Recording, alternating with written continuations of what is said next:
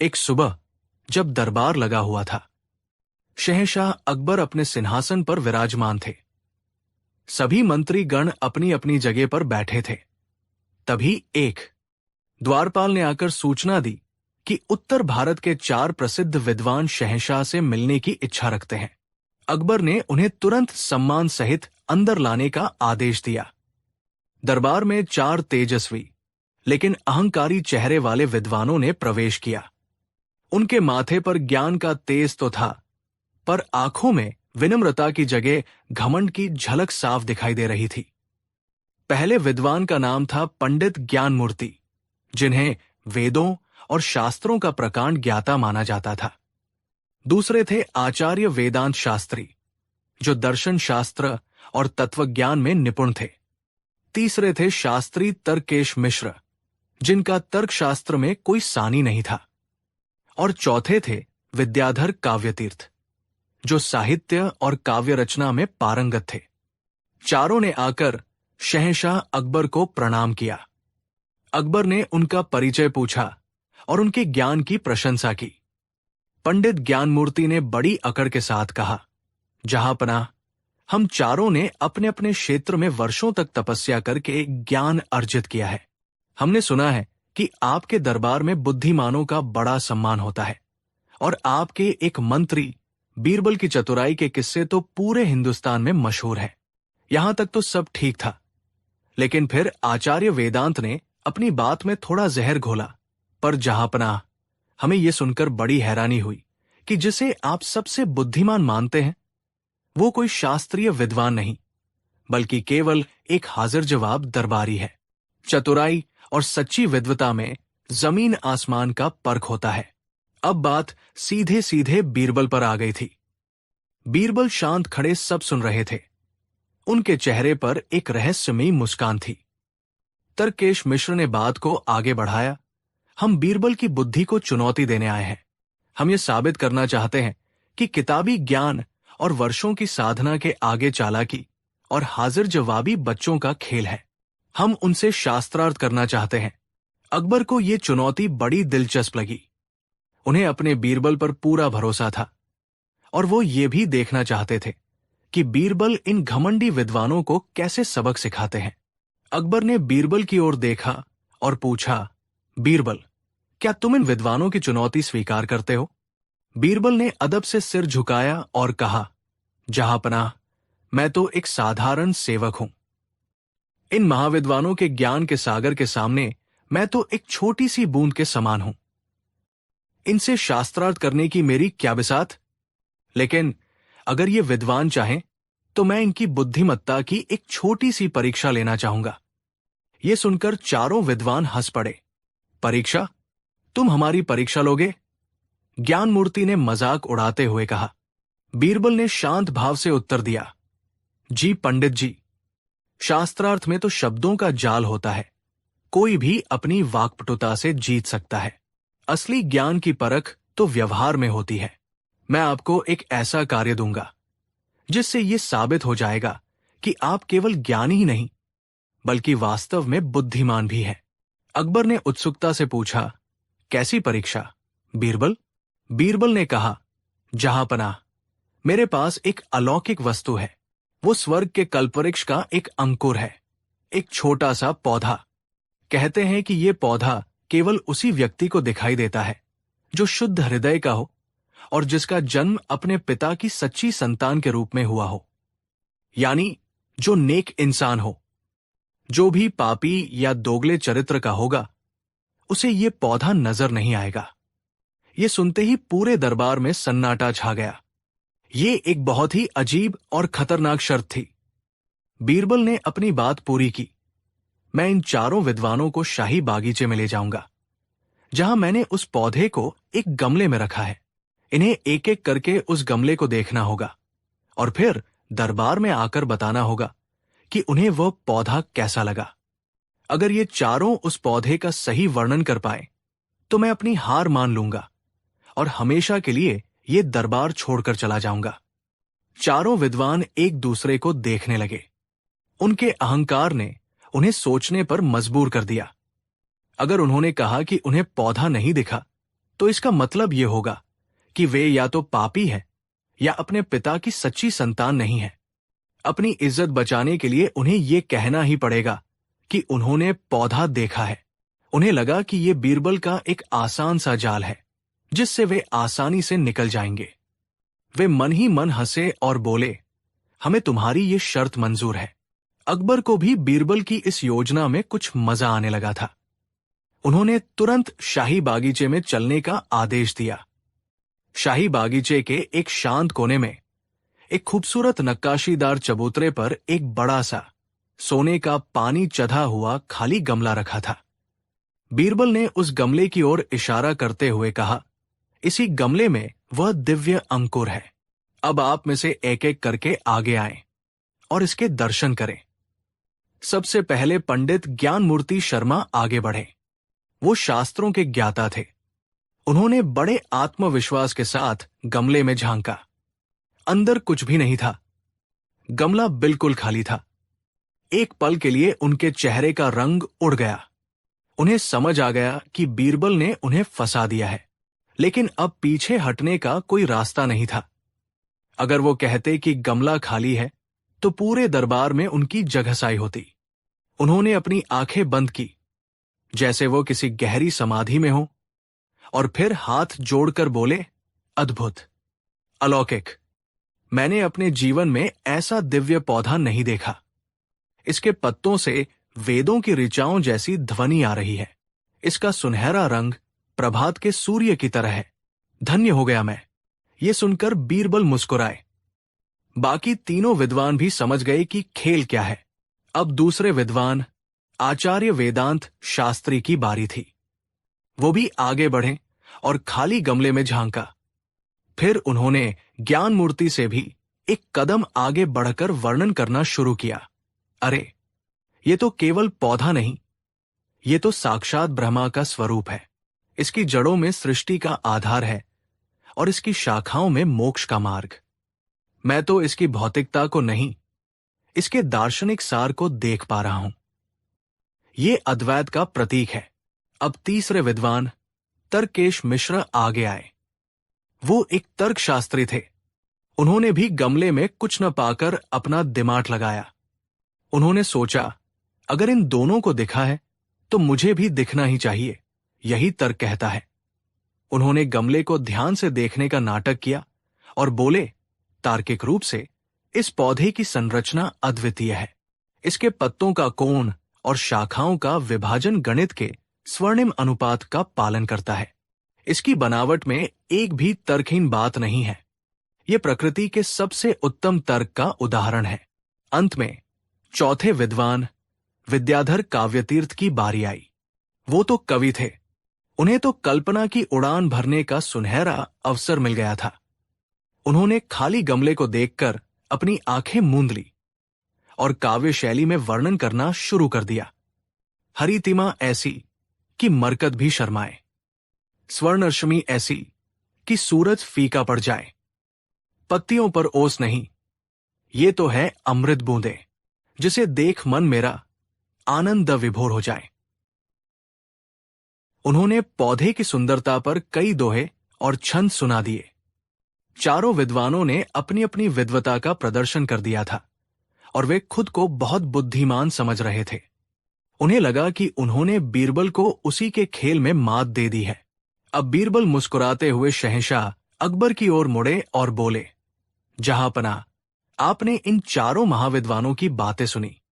अब आप स्वयं जाकर इस दिव्य पौधे के दर्शन करें और हमें बताएं कि आपको ये कैसा लगा। अकबर भी बड़े चतुर थे। वो बीरबल का इशारा समझ गए। वो अपनी गद्दी से उठे और उस गमले के पास गए। उन्होंने अंदर झांका और एक पल के लिए रुक गए। फिर उन्होंने जोर का ठहाका लगाया और बोले, वाह बीरबल, वाह! सचमुच ये पौधा तो कल्पना से भी परे है। ये इतना पवित्र और इतना शक्तिशाली है कि मैं चाहता हूं इसका लाभ पूरी प्रजा को मिले। चारों विद्वान खुश हो गए कि बादशाह ने भी उनकी बात का समर्थन किया। अकबर ने घोषणा की, हम इस दिव्य पौधे का एक जुलूस निकालेंगे। ये गमला एक शाही हाथी पर रखा जाएगा और चारों विद्वान इसके साथ साथ पैदल चलेंगे, ताकि पूरी आगरा की जनता इस अलौकिक पौधे की महानता को जान सके। आप चारों इस सम्मान के असली हकदार हैं। ये सुनते ही चारों विद्वानों के पैरों तले जमीन खिसक गई। उन्होंने सोचा था कि बात दरबार में ही खत्म हो जाएगी, लेकिन अब उन्हें एक खाली गमले को लेकर पूरे शहर में घूमना पड़ेगा। ये तो सरेआम बेइज्जती थी, लेकिन अब वे मना भी नहीं कर सकते थे, क्योंकि मना करने का मतलब था ये स्वीकार करना कि वे अब तक झूठ बोल रहे थे। उन्हें मजबूरी में हाँ कहनी पड़ी। थोड़ी ही देर में एक शाही हाथी को सजाया गया, उस पर एक भव्य हौदा रखा गया और उसके ऊपर वो खाली गमला स्थापित कर दिया गया। आगे आगे शाही सैनिक और बाजे वाले चल रहे थे। उनके पीछे वो हाथी था और हाथी के साथ सिर झुकाए मरे हुए मन से वो चारों मूर्ख विद्वान चल रहे थे। जुलूस आगरा के मुख्य बाजार से गुजरने लगा। लोग हैरान थे। वे देख रहे थे कि देश के 4 सबसे बड़े विद्वान एक खाली गमले के साथ ऐसे चल रहे हैं जैसे उसमें कोई देवता विराजमान हो। लोग एक दूसरे से कानाफूसी करने लगे। ये क्या हो रहा है? ये ज्ञानी लोग एक खाली गमले की पूजा क्यों कर रहे हैं? विद्वानों को शर्मिंदगी से पसीना आ रहा था। वे नजरें उठाकर किसी को देख नहीं पा रहे थे। जुलूस जब चांदनी चौक पहुंचा तो भीड़ में से एक छोटा बच्चा जो अपने पिता के कंधे पर बैठा था जोर से चिल्लाया, अरे देखो, राजा के आदमी और ये पंडित जी लोग एक खाली गमले को लेकर घूम रहे हैं। इसमें तो कुछ भी नहीं है। बच्चे की वो मासूम और सच्ची आवाज जैसे एक धमाका थी। उस एक वाक्य ने पूरे ढोंग का पर्दाफाश कर दिया। पूरी भीड़ हंसने लगी। लोगों का शोर सुनकर चारों विद्वानों का चेहरा शर्म से लाल हो गया। वे वहां से भाग जाना चाहते थे, पर शाही पहरे के कारण भाग भी नहीं सकते थे। किसी तरह वो अपमानजनक जुलूस खत्म हुआ और वे वापस दरबार में लाए गए। अब उनके सिर शर्म से झुके हुए थे और उनके घमंड का महल ढह चुका था। अकबर अपनी हंसी रोकने की कोशिश कर रहे थे। उन्होंने बीरबल से पूछा, बीरबल, ये सब क्या था? बीरबल ने सिर झुकाकर उत्तर दिया, जहांपनाह, ये ज्ञान और बुद्धि का अंतर था। इन विद्वानों के पास ज्ञान तो बहुत था, लेकिन उस ज्ञान ने इनमें इतना अहंकार भर दिया था कि ये सच को स्वीकार करने की हिम्मत खो बैठे। इन्हें अपनी झूठी इज्जत सच्चाई से ज्यादा प्यारी थी। बीरबल ने उन विद्वानों की ओर मुड़कर कहा, महाशयो, ज्ञान वो नहीं जो किताबों में लिखा है। सच्चा ज्ञान वह है जो हमें विनम्र बनाता है, जो हमें यह स्वीकार करने की शक्ति देता है कि हम सब कुछ नहीं जानते। आपकी सबसे बड़ी गलती यह थी कि आपने अपनी अज्ञानता को छिपाने के लिए झूठ का सहारा लिया। एक बच्चे ने सच बोलकर आपकी सारी विद्वता को आईना दिखा दिया। उन्होंने आगे कहा, बुद्धि का अर्थ है विवेक का प्रयोग करना। अगर आप बुद्धिमान होते तो आप पहली बार में ही सच बोल देते कि गमला खाली है। शायद थोड़ी देर के लिए आपका मजाक बनता, लेकिन आप इस बड़ी बेइज्जती से बच जाते।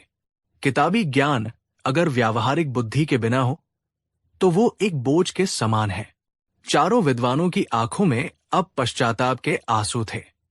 उन्होंने अपनी गलती स्वीकार की और शहंशाह अकबर तथा बीरबल से माफी मांगी।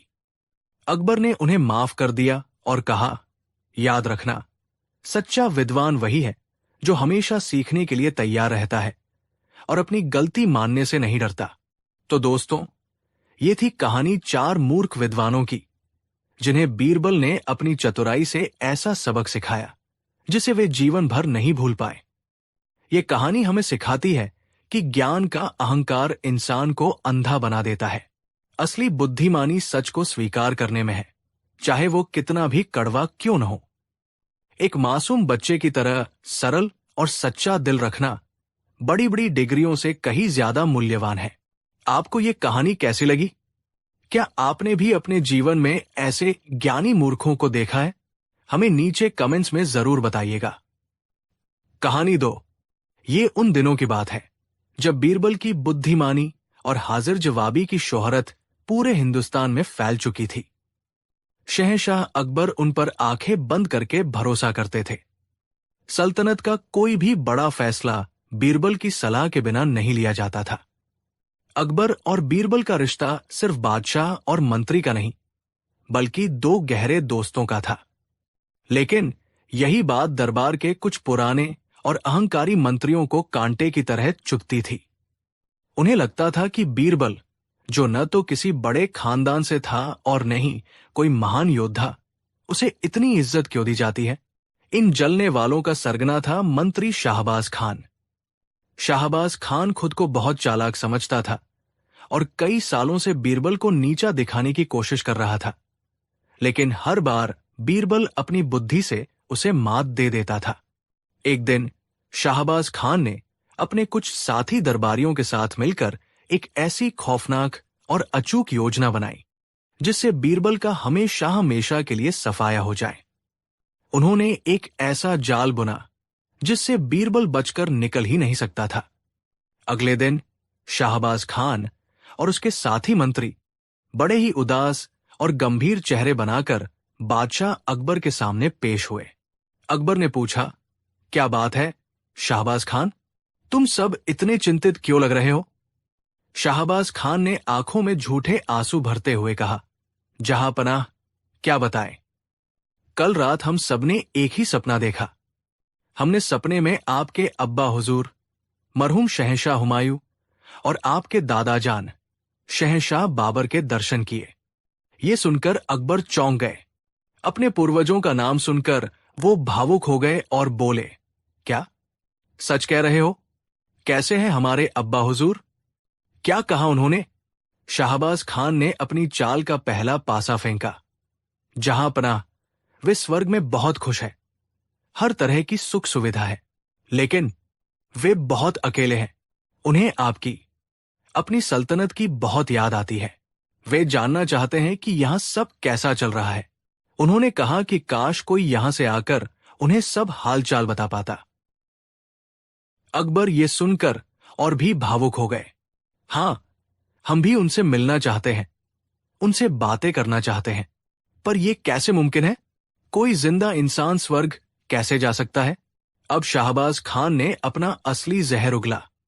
जहां पनाह, यह मुमकिन है। हमारे धर्म ग्रंथों में लिखा है कि अगर कोई बहुत ही बुद्धिमान, नेक और पवित्र आत्मा वाला इंसान चाहे तो वो अपनी आत्मशक्ति से जिंदा स्वर्ग की यात्रा कर सकता है। और जहां पनाह, हमारे पूरे दरबार में, नहीं, पूरी सल्तनत में बीरबल से ज्यादा बुद्धिमान और नेक इंसान कौन हो सकता है? ये सुनते ही अकबर की आंखें चमक उठीं। उन्हें यह विचार बहुत पसंद आया। उन्हें लगा कि यह बीरबल के लिए सबसे बड़ा सम्मान होगा। वो शाहबाज खान की दुष्टता को समझ ही नहीं पाए। उन्होंने तुरंत बीरबल को बुलाया। बीरबल जब दरबार में आए तो उन्होंने देखा कि शाहबाज खान और उसके साथी उन्हें देखकर शैतानी मुस्कान दबा रहे हैं। बीरबल समझ गए कि कोई गड़बड़ है। अकबर ने बड़े उत्साह से कहा, बीरबल, आज हम तुम्हें एक ऐसा काम सौंपने जा रहे हैं जो आज तक किसी इंसान ने नहीं किया। हम चाहते हैं कि तुम स्वर्ग जाओ और हमारे अब्बा हुजूर को सल्तनत का हालचाल बताकर आओ। ये सुनते ही बीरबल के पैरों तले जमीन खिसक गई। जिंदा स्वर्ग जाना? वो एक पल में समझ गए कि ये उनकी मौत का फरमान है। ये उन्हें रास्ते से हटाने की एक भयानक साजिश है। उन्होंने मदद के लिए अकबर की ओर देखा, लेकिन बादशाह तो इस विचार से इतने खुश थे कि उन्हें कुछ भी समझाना बेकार था। शाहबाज खान ने मजा लेते हुए कहा, क्यों बीरबल, चुप क्यों हो गए? ये तो तुम्हारे लिए बहुत बड़े सम्मान की बात है। तुम्हें तो खुश होना चाहिए। बीरबल ने खुद को संभाला। वो जानते थे कि अगर उन्होंने मना किया तो बादशाह का अपमान होगा और ये लोग उन्हें कायर घोषित कर देंगे। अब बचने का एक ही रास्ता था, इस खेल को खेलना, लेकिन अपने नियमों के साथ। बीरबल ने हाथ जोड़कर कहा, जहां पनाह, ये तो मेरे लिए सौभाग्य की बात है। मैं आपके पूर्वजों से मिलने के लिए जरूर स्वर्ग जाऊंगा, लेकिन मेरी कुछ शर्तें हैं। अकबर बोले, कहो, तुम्हारी क्या शर्तें हैं? बीरबल ने कहा, पहली शर्त, मुझे तैयारी के लिए 1 महीने का समय चाहिए। स्वर्ग की यात्रा लंबी है, कुछ इंतजाम करने होंगे। दूसरी शर्त, इस यात्रा के खर्च के लिए मुझे शाही खजाने से 1 लाख सोने की मोहरें चाहिए। तीसरी और सबसे जरूरी शर्त, मैं अपनी पसंद की जगह से ही स्वर्ग के लिए प्रस्थान करूंगा। शाहबाज खान और उसके साथी हैरान थे कि बीरबल इतनी आसानी से कैसे मान गया। उन्हें लगा कि वो मौत के डर से सोने की मोहरें लेकर भागना चाहता है। वे खुश हो गए और अकबर से बोले, जहांपनाह, इसकी सारी शर्तें मान ली जाएं। अकबर ने भी खुशी खुशी इजाजत दे दी। अब शुरू हुआ बीरबल का असली खेल। बीरबल ने शहर के बाहर यमुना नदी के किनारे एक जमीन खरीदी और वहां एक नया घर बनवाना शुरू कर दिया।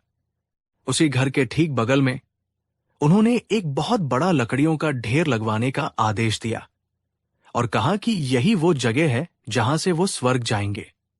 लेकिन जो किसी को नहीं पता था वो ये था कि बीरबल उस लकड़ी के ढेर के नीचे से लेकर अपने नए घर के तहखाने तक एक गुप्त सुरंग खुदवा रहे थे। ये काम रात के अंधेरे में उनके सबसे वफादार सेवकों द्वारा किया जा रहा था। 1 महीना बीत गया। शाहबाज खान और उसके दुश्मन रोज जश्न मना रहे थे कि अब बीरबल का अंत नजदीक है। उधर बीरबल ने अपनी योजना पूरी कर ली थी। वो दिन आ ही गया। बीरबल के स्वर्ग प्रस्थान को देखने के लिए शहर के बाहर हजारों लोगों की भीड़ जमा थी। बादशाह अकबर, उनके सभी मंत्री और दरबारी भी वहां मौजूद थे।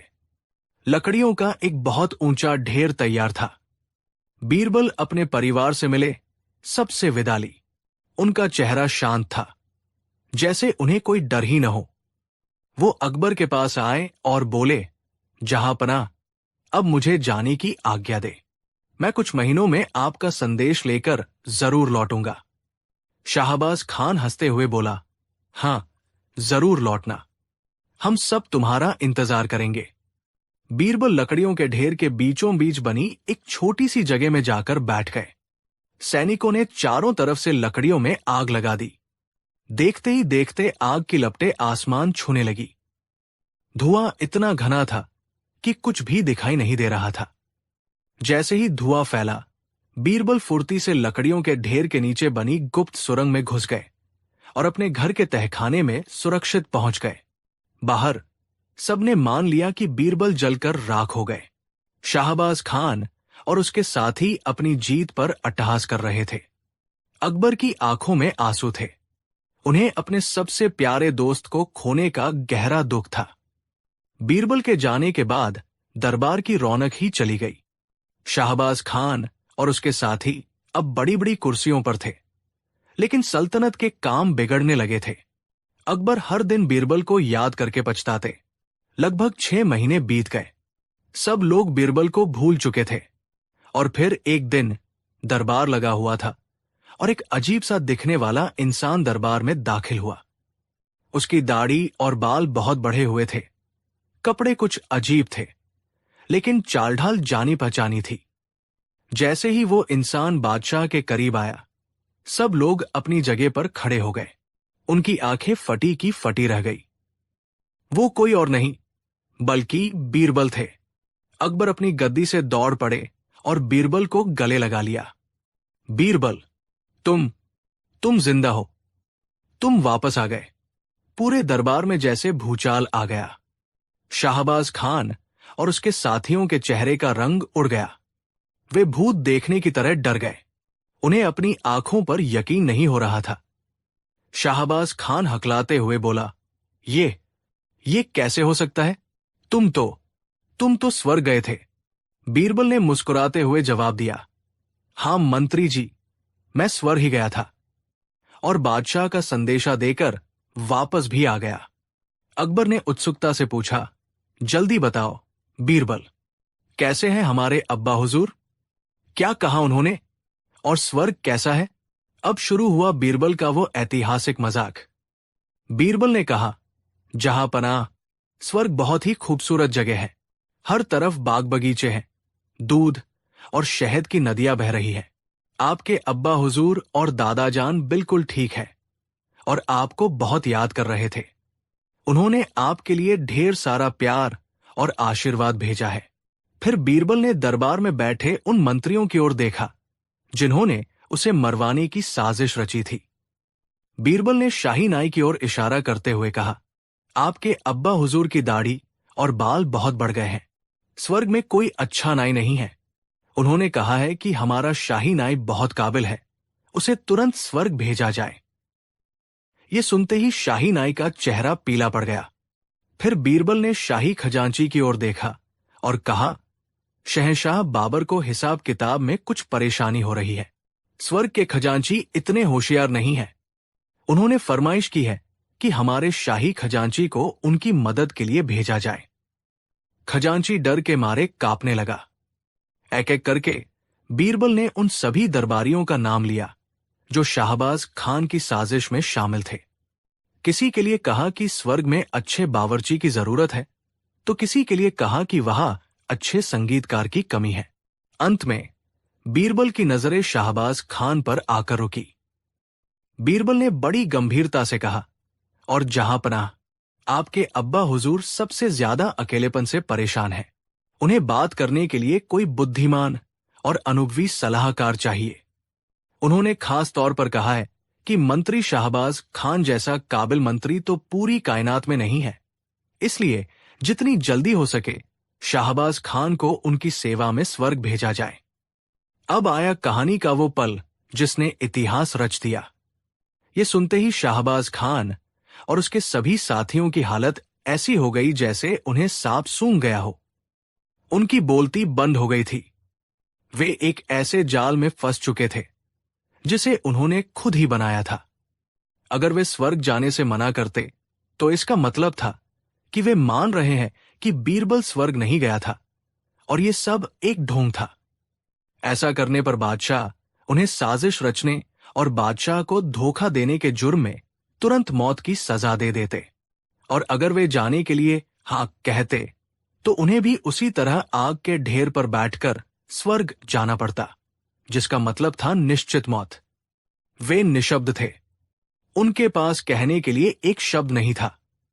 उनका घमंड, उनकी चालाकी सब धरी की धरी रह गई थी। वे बादशाह के पैरों में गिर पड़े और रो रो कर अपनी साजिश का पूरा सच उगल दिया। पूरा दरबार बीरबल की इस अद्भुत बुद्धि को देखकर स्तब्ध था। बादशाह अकबर पहले तो हैरान हुए, फिर जोर जोर से हंसने लगे। वो समझ गए कि बीरबल ने कैसा शानदार मजाक किया है, एक ऐसा मजाक जिसने दुश्मनों को उन्हीं के बनाए गड्ढे में धकेल दिया था। ये था बीरबल का वो मजाक जिसने सबकी बोलती बंद कर दी। ये सिर्फ एक मजाक नहीं था, ये एक संदेश था। ये संदेश था कि बुराई और षड्यंत्र का अंत हमेशा बुरा ही होता है। बीरबल ने साबित कर दिया कि सबसे बड़ा हथियार तलवार नहीं बल्कि दिमाग होता है। उन्होंने अपने दुश्मनों को मौत की सजा नहीं दी, बल्कि उन्हें जिंदगी भर के लिए शर्मिंदगी और डर के ऐसे अंधेरे में धकेल दिया जहां से वे कभी बाहर नहीं निकल सके। ये कहानी हमें सिखाती है कि जब कोई आपके लिए गड्ढा खोदे तो निराश मत होइए। बस थोड़ा सब्र और बुद्धि का इस्तेमाल कीजिए और आप उस गड्ढे को उस खोदने वाले के लिए ही एक खाई में बदल सकते हैं। कहानी 3। ये किस्सा उन दिनों का है जब बादशाह अकबर का दरबार न केवल न्याय के लिए बल्कि ज्ञान की चर्चाओं के लिए भी पूरी दुनिया में मशहूर था। दूर दूर के देशों से दार्शनिक और विचारक अकबर के दरबार में आते थे और अपनी बात रखते थे। एक बार फारस देश से एक बहुत ही बड़े विद्वान भारत आए। उनका नाम था मिर्जा रुस्तम बेग। रुस्तम बेग को अपने ज्ञान और तर्कशास्त्र पर बहुत घमंड था। वो खुद को नास्तिक कहते थे, यानी वो ईश्वर या किसी भी अदृश्य शक्ति को नहीं मानते थे। उनका कहना था कि इंसान केवल अपने डर की वजह से भगवान को मानता है, असल में भगवान जैसी कोई चीज नहीं होती। रुस्तम बेग ने कई देशों के बड़े बड़े मौलवियों और पंडितों को शास्त्रार्थ में हराकर उनकी बोलती बंद कर दी थी। अब उनकी नजर हिंदुस्तान पर थी। वो चाहते थे कि अकबर के दरबार में जाकर वहां के ज्ञानियों को भी हराकर अपने झंडे गाड़े। अकबर का दरबार लगा हुआ था, तभी मिर्जा रुस्तम बेग ने प्रवेश किया। उनका व्यक्तित्व बहुत प्रभावशाली था, लंबी कदकाठी और आंखों में एक अजीब सी चमक जो सामने वाले को डरा दे। उन्होंने बादशाह को झुककर सलाम नहीं किया, बल्कि सीधे उनकी आंखों में देखकर बोले कि बादशाह अकबर, मैंने सुना है कि आपके दरबार में नवरत्न रहते हैं जो दुनिया की हर पहेली सुलझा सकते हैं। मैं यहां एक चुनौती लेकर आया हूं। अगर आपके दरबारियों ने मेरे सवाल का जवाब दिया तो मैं हमेशा के लिए आपका गुलाम बन जाऊंगा, लेकिन अगर जवाब नहीं दे पाए तो आपको मानना पड़ेगा कि हिंदुस्तान के ज्ञानी सिर्फ कोरी बातें करते हैं और असलियत में अज्ञानी है। बादशाह अकबर को यह लहजा पसंद नहीं आया, लेकिन उन्होंने अपनी उत्सुकता दबाते हुए कहा कि मिर्जा साहब, हमारे दरबार में ज्ञान का हमेशा स्वागत है, आप अपना सवाल पूछिए। रुस्तम बेग ने एक व्यंग्यात्मक मुस्कान के साथ दरबार की ओर देखा और कहा कि मेरा सवाल बहुत सीधा है। आप लोग दिन रात खुदा खुदा करते हैं, मंदिर और मस्जिदों में घंटियां बजाते हैं और अजान देते हैं। आप कहते हैं कि इस दुनिया को बनाने वाला कोई है। मेरा सवाल यह है कि वो खुदा, वो ईश्वर कहाँ है? मुझे उसे दिखाओ। मेरा उसूल है कि मैं उसी चीज को मानता हूं जो मुझे अपनी आंखों से दिखाई देती है या जिसे मैं छू सकता हूं। अगर खुदा है तो दिखता क्यों नहीं? और जो दिखता नहीं वो होता नहीं, इसलिए साबित करो कि वो क्या है जो दिखता नहीं पर होता है। अगर तुम मुझे खुदा को नहीं दिखा सकते तो आज से ये मानना छोड़ दो कि वह है। दरबार में सन्नाटा छा गया। ये सवाल सीधा आस्था पर चोट था। दरबारी पंडित और मौलवी एक दूसरे का मुंह ताकने लगे। ये धर्म का मामला था और इसे तर्कों से समझाना बहुत मुश्किल था। एक मौलवी साहब खड़े हुए और बोले कि मिर्जा साहब, खुदा तो हर जगह है, वो जर्रे जर्रे में है, उसे देखने के लिए दिल की आंखें चाहिए। रुस्तम बेग जोर से हंसे और बोले कि ये शायराना बातें मुझे मत सुनाइए मौलवी साहब, दिल की आंखें जैसी कोई चीज नहीं होती। अगर खुदा है तो उसे मेरी इन आंखों के सामने लाओ, जैसे मैं आपको देख पा रहा हूं, जैसे मैं इस खंबे को देख पा रहा हूं, वैसे ही मुझे खुदा को दिखाओ। और अगर नहीं दिखा सकते तो अपनी हार मान लो। कई विद्वानों ने कोशिश की, किसी ने वेदों का हवाला दिया, किसी ने कुरान की आयतें पढ़ी, लेकिन रुस्तम बेग हर बार एक ही बात कहते कि मुझे शब्दों का जाल मत बुनो, मुझे प्रत्यक्ष प्रमाण यानी प्रूफ चाहिए। बादशाह अकबर को बहुत शर्मिंदगी महसूस हो रही थी। उनके दरबार के बड़े बड़े ज्ञानी एक नास्तिक के सामने निरुत्तर हो गए थे। अकबर के माथे पर पसीने की बूंदें आ गई। उन्हें लगा कि आज मुगल सल्तनत की नाक कट जाएगी। तभी उनकी नजर बीरबल पर पड़ी, जो बड़े आराम से अपनी जगह पर बैठे पान चबा रहे थे और मुस्कुरा रहे थे। अकबर ने इशारे से बीरबल को बुलाया और कहा कि बीरबल, क्या तुम इस गुस्ताख का जवाब दे सकते हो? ये हमारी आस्था का मजाक उड़ा रहा है। बीरबल अपनी जगह से उठे और धीरे धीरे चलते हुए रुस्तम बेग के सामने आए। बीरबल ने बड़े ही अदब से कहा कि मिर्जा साहब, आपके सवाल बहुत वाजिब है और आपकी जिज्ञासा भी सही है, लेकिन मेरे पास आपके सवाल का जवाब देने के लिए अभी वक्त नहीं है। मैं आपको जवाब जरूर दूंगा, लेकिन मेरी एक शर्त है। रुस्तम बेग ने पूछा, क्या शर्त है? बीरबल ने कहा कि शर्त यह है कि आपको जवाब अभी नहीं बल्कि कल सुबह मिलेगा, और वो भी दरबार में नहीं बल्कि मेरे घर पर। अगर आप कल सुबह मेरे घर नाश्ते पर आएं तो मैं आपको वो चीज दिखा दूंगा जो दिखती नहीं पर होती है, और साथ ही आपको आपके खुदा से भी मिलवा दूंगा। रुस्तम बेग को लगा कि बीरबल वक्त मांगकर बचने की कोशिश कर रहा है। उसने हंसते हुए कहा कि ठीक है बीरबल, मैं तुम्हें एक मौका और देता हूं। कल सुबह मैं तुम्हारे घर आऊंगा, लेकिन याद रखना, अगर कल भी तुम मुझे खुदा को नहीं दिखा पाए तो मैं तुम्हारे बादशाह के सामने तुम्हारा सिर मुंडवा दूंगा। बीरबल ने मुस्कुराकर शर्त मंजूर कर ली। अगले दिन सुबह का सूरज निकला। रुस्तम बेग अपने कुछ साथियों के साथ बीरबल के घर पहुंचे। बीरबल ने उनका शानदार स्वागत किया। उन्हें एक सुंदर बगीचे में बैठाया गया। बीरबल ने नौकरों को आवाज लगाई और कहा कि हमारे मेहमान के लिए सबसे बढ़िया शरबत लाया जाए। नौकर एक चांदी के कटोरे में दूध लेकर आया। बीरबल ने वो कटोरा रुस्तम बेग के सामने रखा और कहा कि लीजिए मिर्जा साहब, ये हमारे यहाँ का खास दूध है, इसे पीजिए। रुस्तम बेग ने कटोरा हाथ में लिया और पीने ही वाले थे कि बीरबल ने टोक दिया। बीरबल ने कहा कि रुकिए मिर्जा साहब, पीने से पहले मुझे ये बताइए कि क्या ये दूध मीठा है? रुस्तम बेग ने झुंझलाकर कहा कि बीरबल, क्या तुम पागल हो गए हो? बिना पिए मैं कैसे बता सकता हूं कि ये मीठा है या नहीं? बीरबल ने कहा कि अरे मिर्जा साहब, आप तो इतने बड़े ज्ञानी हैं, आप तो चीजों को देखकर ही परख लेते हैं, फिर भी आप चक्कर देख लीजिए। रुस्तम बेग ने एक घूंट भरा और बोले कि हाँ, ये दूध मीठा है, इसमें चीनी मिली हुई है। बीरबल ने कहा कि बहुत अच्छे, अब मेरा सवाल यह है कि क्या आप इस दूध के अंदर घुली हुई चीनी को देख सकते हैं? रुस्तम बेग ने गौर से दूध को देखा। वो बिल्कुल सफेद था, उसमें चीनी कहीं नजर नहीं आ रही थी, क्योंकि वो पूरी तरह घुल चुकी थी। रुस्तम बेग ने कहा कि नहीं, मैं चीनी को अलग से नहीं देख सकता, वो तो दूध में घुल गई है। बीरबल ने मुस्कुराते हुए कहा कि मिर्जा साहब, यही तो मेरे पहले सवाल का जवाब है। जैसे चीनी दूध के हर एक कतरे में घुली हुई है, लेकिन आंखों से दिखाई नहीं देती, उसका एहसास सिर्फ उसे चखकर यानी अनुभव करके किया जा सकता है। ठीक वैसे ही उस परमपिता परमेश्वर की शक्ति इस ब्रह्मांड के कण कण में घुली हुई है। वो हर जगह है, लेकिन उसे इन चमड़े की आंखों से देखा नहीं जा सकता। उसे महसूस करने के लिए आपको भक्ति की मिठास को चखना पड़ेगा। अगर आप कहें कि चूंकि चीनी दिख नहीं रही इसलिए दूध में चीनी है ही नहीं, तो ये आपकी मूर्खता होगी। वैसे ही खुदा न दिखने पर भी मौजूद है। रुस्तम बेग थोड़ी देर के लिए चुप हो गए। तर्क दमदार था, लेकिन उनका अहंकार अभी टूटा नहीं था। उन्होंने कहा कि बीरबल, तुम्हारी बातों में दम है, लेकिन ये सिर्फ एक उदाहरण है, ये कोई ठोस सबूत नहीं है। दूध में चीनी तो इंसान ने मिलाई है, लेकिन खुदा को किसने मिलाया? और अगर खुदा है तो वो सामने क्यों नहीं आता? वह मुझसे छिपता क्यों है? मुझे उसे अपनी आंखों से देखना है। मुझे कोई और तरीका बताओ। बीरबल जानते थे कि ये विद्वान इतनी आसानी से नहीं मानेगा। बीरबल ने नौकर को इशारा किया। नौकर इस बार एक हांडी लेकर आया जिसमें ताजा जमा हुआ दही था। बीरबल ने वो हांडी रुस्तम बेग के सामने रखी और पूछा कि मिर्जा साहब, आप बता सकते हैं कि इस दही के अंदर क्या है? रुस्तम बेग ने कहा कि ये दही है।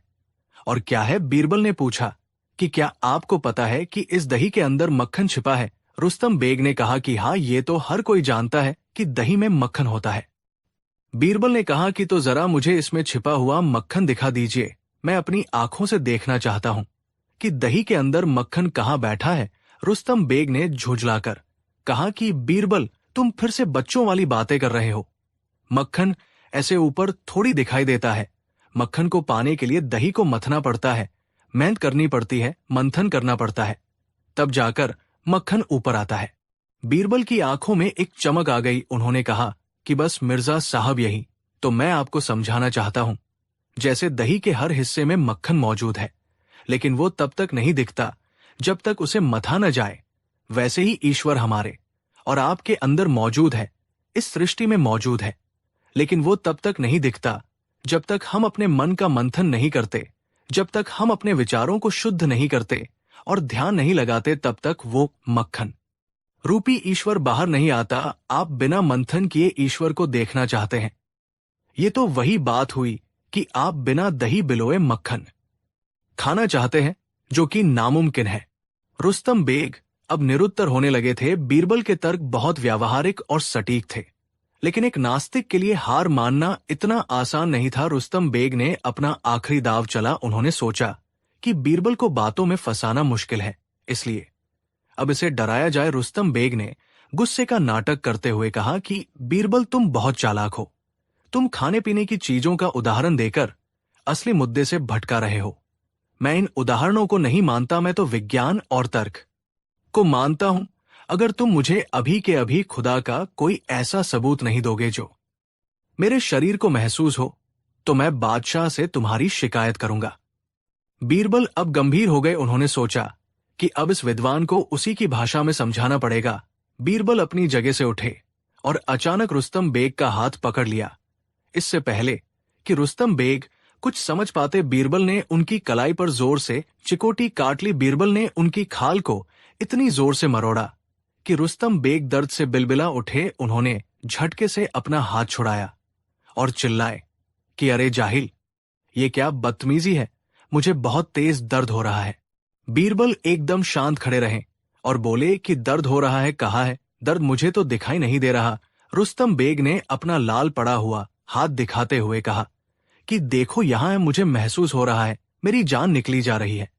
और तुम पूछ रहे हो कि दर्द कहाँ है। बीरबल ने कहा कि मिर्जा साहब, मुझे आपका लाल हाथ तो दिख रहा है, लेकिन दर्द नहीं दिख रहा। अगर दर्द है तो उसे निकालकर मेज पर रख दीजिए, मैं देखना चाहता हूं कि दर्द का रंग क्या है, उसका आकार क्या है, वो गोल है या चौकोर है।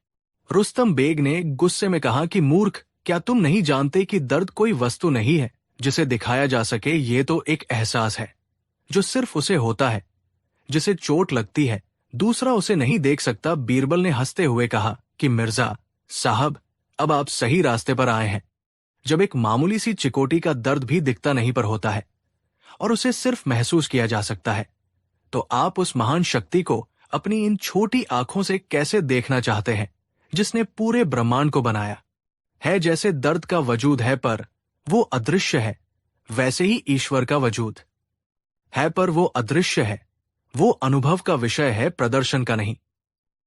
रुस्तम बेग सन्न रह गए। उनके पास अब कहने को कुछ नहीं बचा था। दूध में चीनी, दही में मक्खन और शरीर में दर्द, इन 3 उदाहरणों ने उनके नास्तिकवाद की नींव हिला दी थी। लेकिन बीरबल अभी रुके नहीं। बीरबल ने सोचा कि इसे पूरी तरह से धराशायी करना जरूरी है ताकि ये दोबारा किसी की आस्था का मजाक न उड़ाए। बीरबल ने रुस्तम बेग के कंधे पर हाथ रखा और बोले कि मिर्जा साहब, एक आखिरी सवाल और है मेरा आपसे। रुस्तम बेग ने थकी हुई आवाज में कहा कि अब क्या बचा है, पूछो। बीरबल ने सबकी तरफ देखते हुए जोर से पूछा कि मिर्जा साहब, क्या आप मानते हैं कि आपके पास दिमाग है? रुस्तम बेग ने तपाक से कहा कि बेशक है, पूरी दुनिया मेरे दिमाग का लोहा मानती है। मैंने बड़े बड़े शास्त्रार्थ जीते हैं। बीरबल ने मासूमियत से कहा कि लेकिन मिर्जा साहब, हमें तो आपका दिमाग दिखाई नहीं दे रहा। क्या आप अपना सिर खोलकर हमें अपना दिमाग दिखा सकते हैं? क्योंकि आपके ही उसूल के मुताबिक जो दिखता नहीं वो होता नहीं। तो चूंकि हमें आपका दिमाग नहीं दिख रहा, तो क्या हम ये मान ले कि आपके पास दिमाग है ही नहीं और आप बिना दिमाग के बातें कर रहे हैं? दरबार में मौजूद सभी लोग और बीरबल के नौकर जोर से हंस पड़े। रुस्तम बेग का चेहरा शर्म से लाल हो गया। वो अपने ही जाल में बुरी तरह फंस चुके थे। अगर वो कहते कि दिमाग दिखता नहीं तो उन्हें मानना पड़ता कि अदृश्य चीजें होती हैं, और अगर वो कहते कि दिमाग नहीं है तो उनकी जगहसाई होती।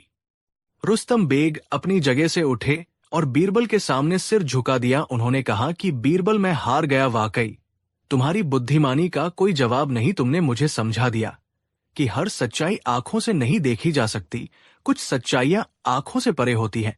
वह क्या है जो दिखता नहीं पर होता है?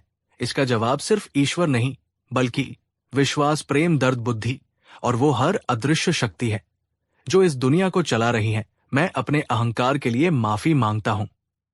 इसके बाद रुस्तम बेग बादशाह अकबर के दरबार में गए और उन्होंने सबके सामने अपनी हार स्वीकार की। उन्होंने बादशाह से कहा कि जहां पनाह, मुझे अपने ज्ञान पर घमंड था, लेकिन आपके बीरबल ने मुझे ज्ञान की असली परिभाषा सिखा दी है।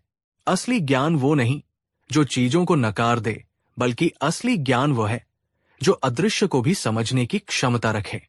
बादशाह अकबर बहुत खुश हुए। उन्होंने बीरबल को गले लगा लिया और कहा कि बीरबल, तुमने आज न सिर्फ हमारी इज्जत बचाई, बल्कि हमें भी एक बहुत बड़ा पाठ पढ़ाया है। हम अक्सर भगवान को मंदिरों और मूर्तियों में ढूंढते हैं, लेकिन वो तो दूध में घुली मिठास की तरह हमारे अंदर ही है। बस जरूरत है तो आत्ममंथन की। तो दोस्तों, इस कहानी से हमें क्या सीख मिलती है? सबसे पहली सीख यह है कि प्रत्यक्ष को प्रमाण की जरूरत नहीं होती, लेकिन हर सत्य प्रत्यक्ष हो। ये जरूरी नहीं। दुनिया में हवा, गुरुत्वाकर्षण, मन, विचार और भावनाएं जैसी हजारों चीजें हैं जो दिखाई नहीं देती, लेकिन उनका अस्तित्व है। हम हवा को देख नहीं सकते, लेकिन जब तूफान आता है तो बड़े बड़े पेड़ उखाड़ देता है। वैसे ही ईश्वर या वह सर्वोच्च शक्ति दिखाई नहीं देती, लेकिन जब उसकी कृपा होती है तो रंग भी राजा बन जाता है, और जब उसका प्रकोप होता है तो राजा भी रंग बन जाता है। दूसरी सीख ये है कि तर्क करना अच्छी बात है, लेकिन कुतर्क करना मूर्खता है। रुस्तम बेग कुतर्क कर रहे थे। वे अपनी सीमित बुद्धि से असीमित ब्रह्मांड को तौलना चाहते थे।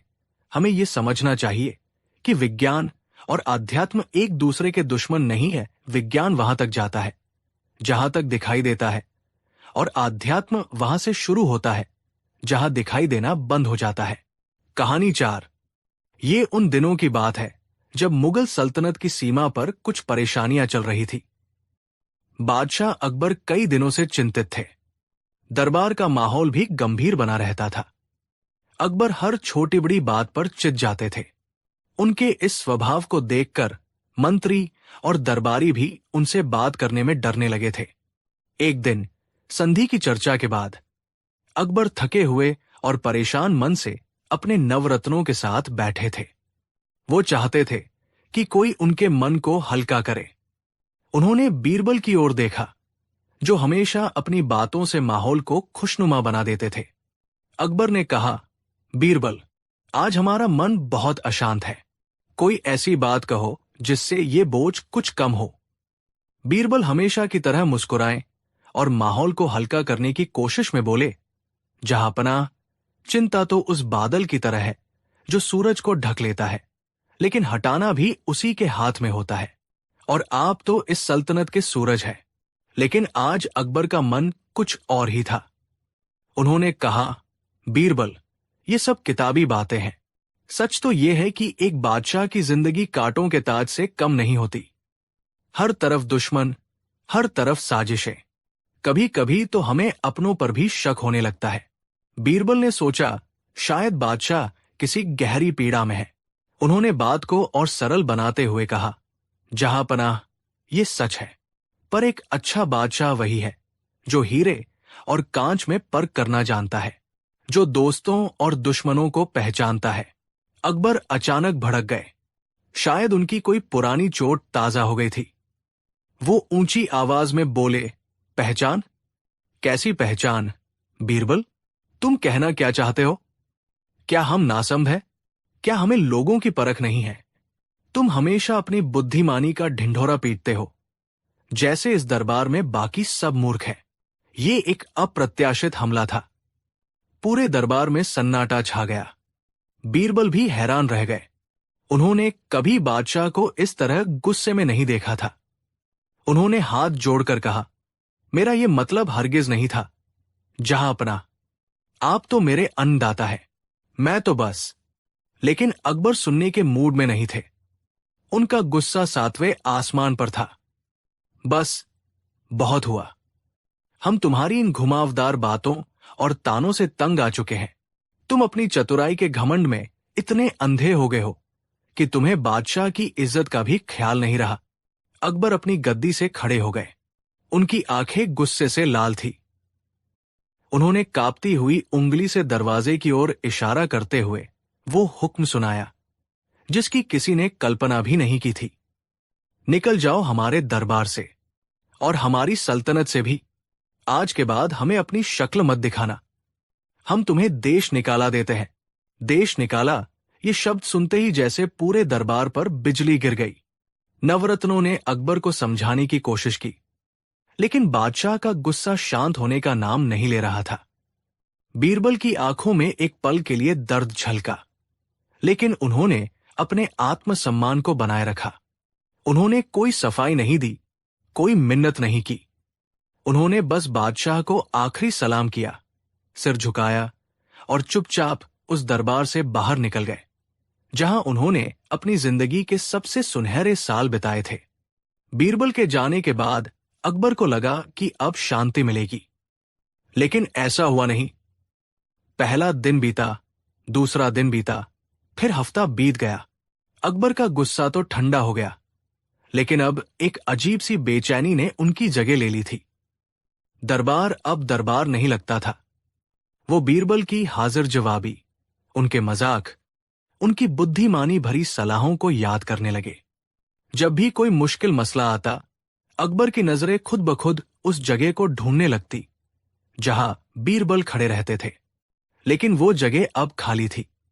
दरबार के मंत्री भी उन समस्याओं को सुलझा नहीं पा रहे थे जिन्हें बीरबल चुटकियों में हल कर देते थे। अकबर का मन किसी काम में नहीं लगता।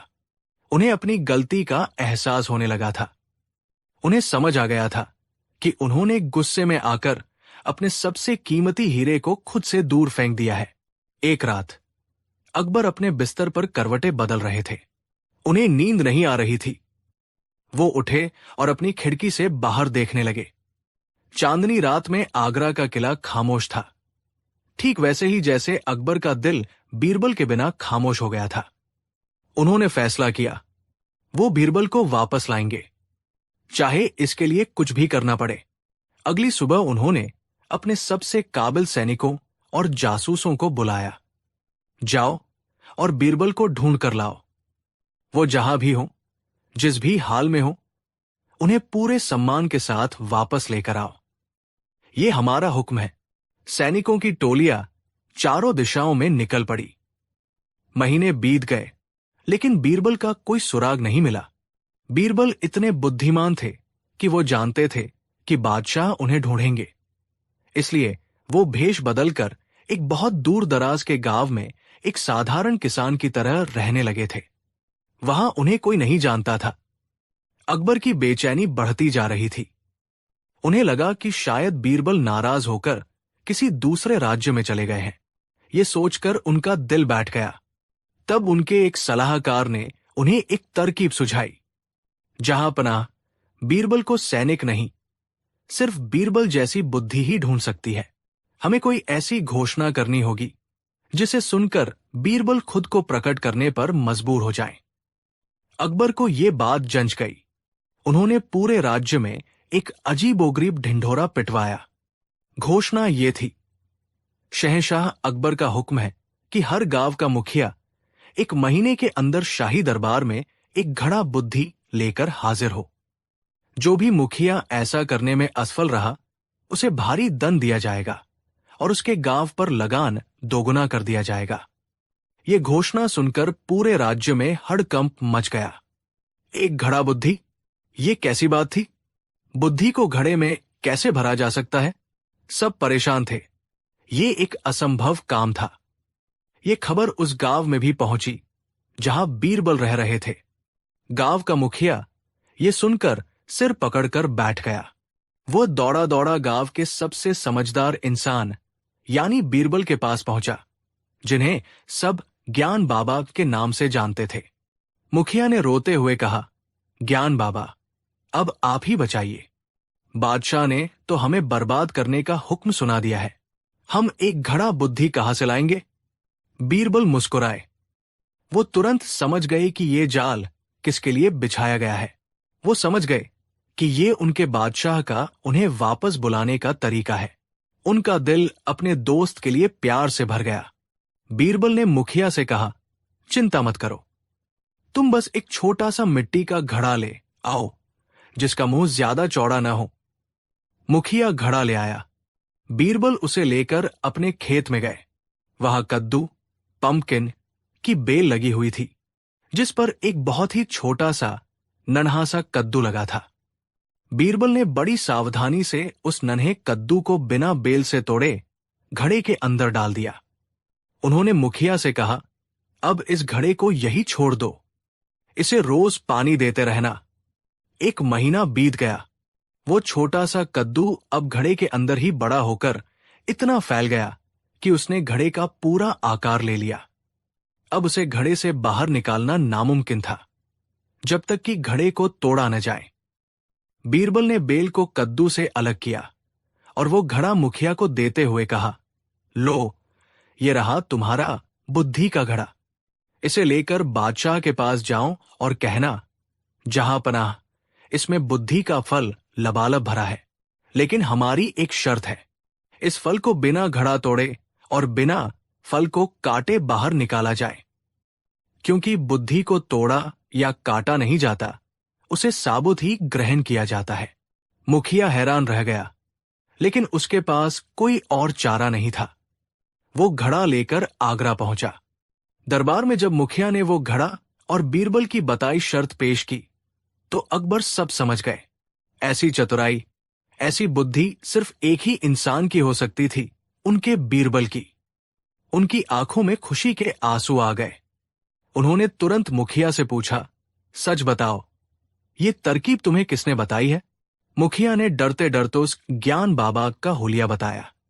अकबर अपनी गद्दी से खड़े हो गए और बोले, हमें अभी उस गांव ले चलो। शाही काफिला तुरंत उस गांव की ओर रवाना हो गया। जब अकबर अपनी शाही बग्घी से उतरे तो उन्होंने दूर से ही बीरबल को पहचान लिया। उनका दिल भर आया। वो तेजी से बीरबल की ओर बढ़े। बीरबल ने भी अकबर को देख लिया। वो अपनी जगह से उठे, लेकिन कहीं भागे नहीं। वो बस शांत खड़े रहे। अकबर उनके पास पहुंचे और उनकी आंखों में देखते हुए बोले, बीरबल, तुम यहां हो। हम तुम्हें कहां कहां नहीं ढूंढते फिरे।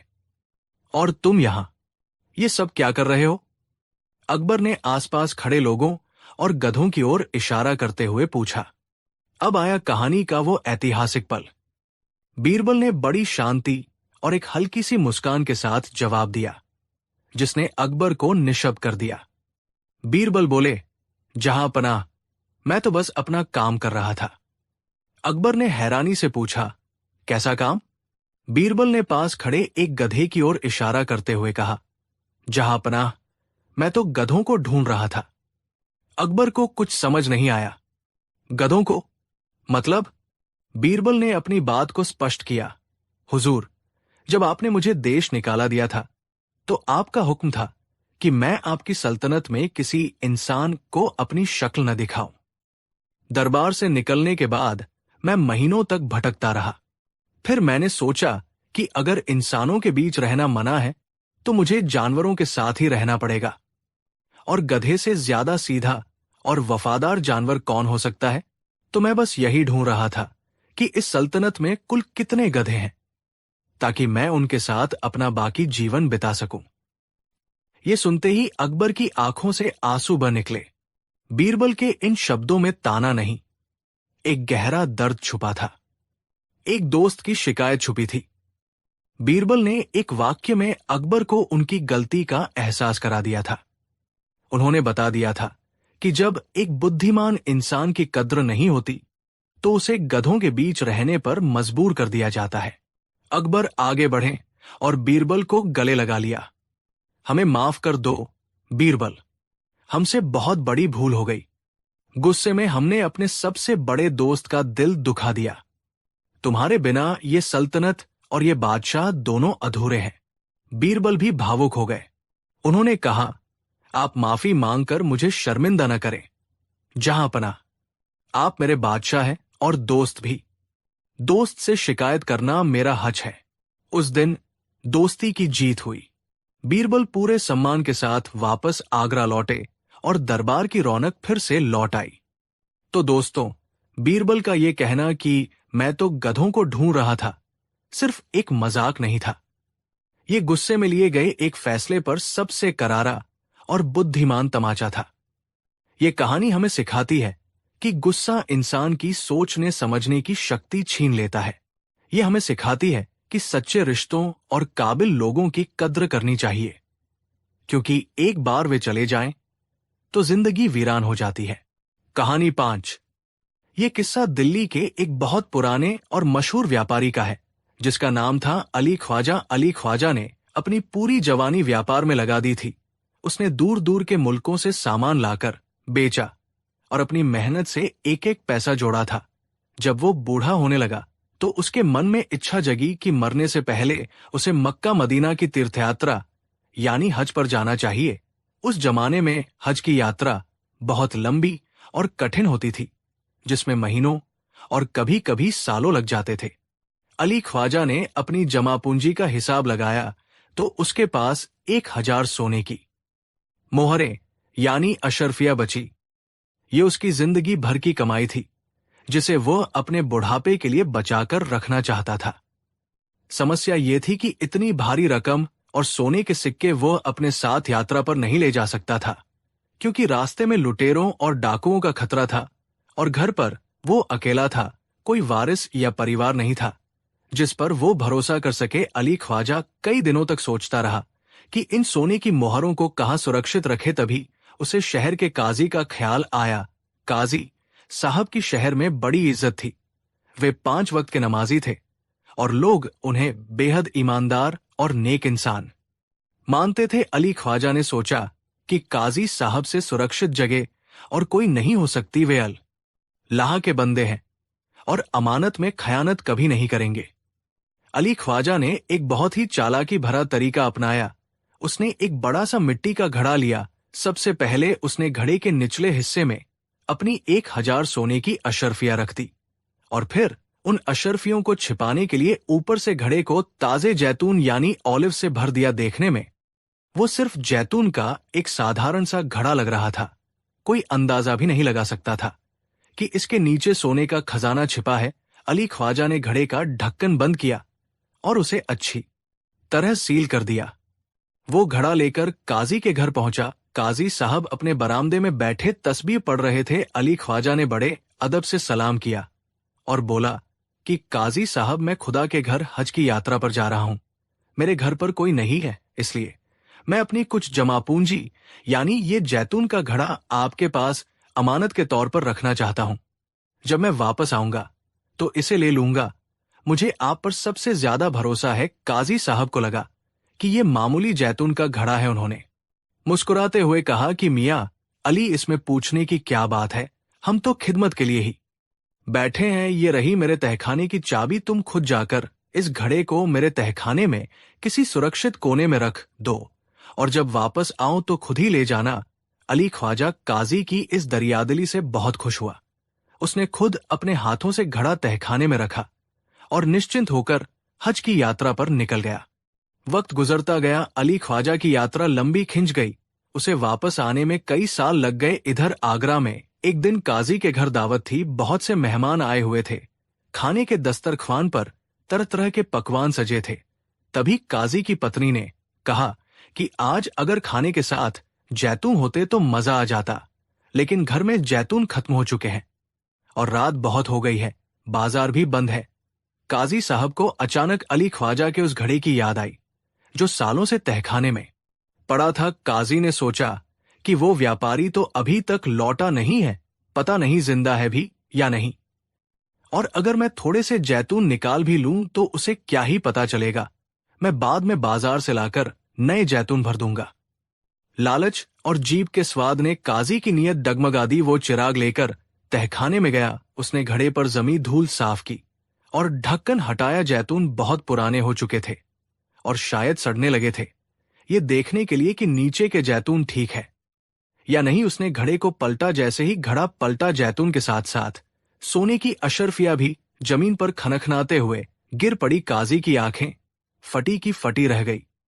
उसे उम्मीद नहीं थी कि इस मामूली से घड़े में इतना बड़ा खजाना छिपा है। सोने की चमक ने काजी का ईमान पूरी तरह खरीद लिया।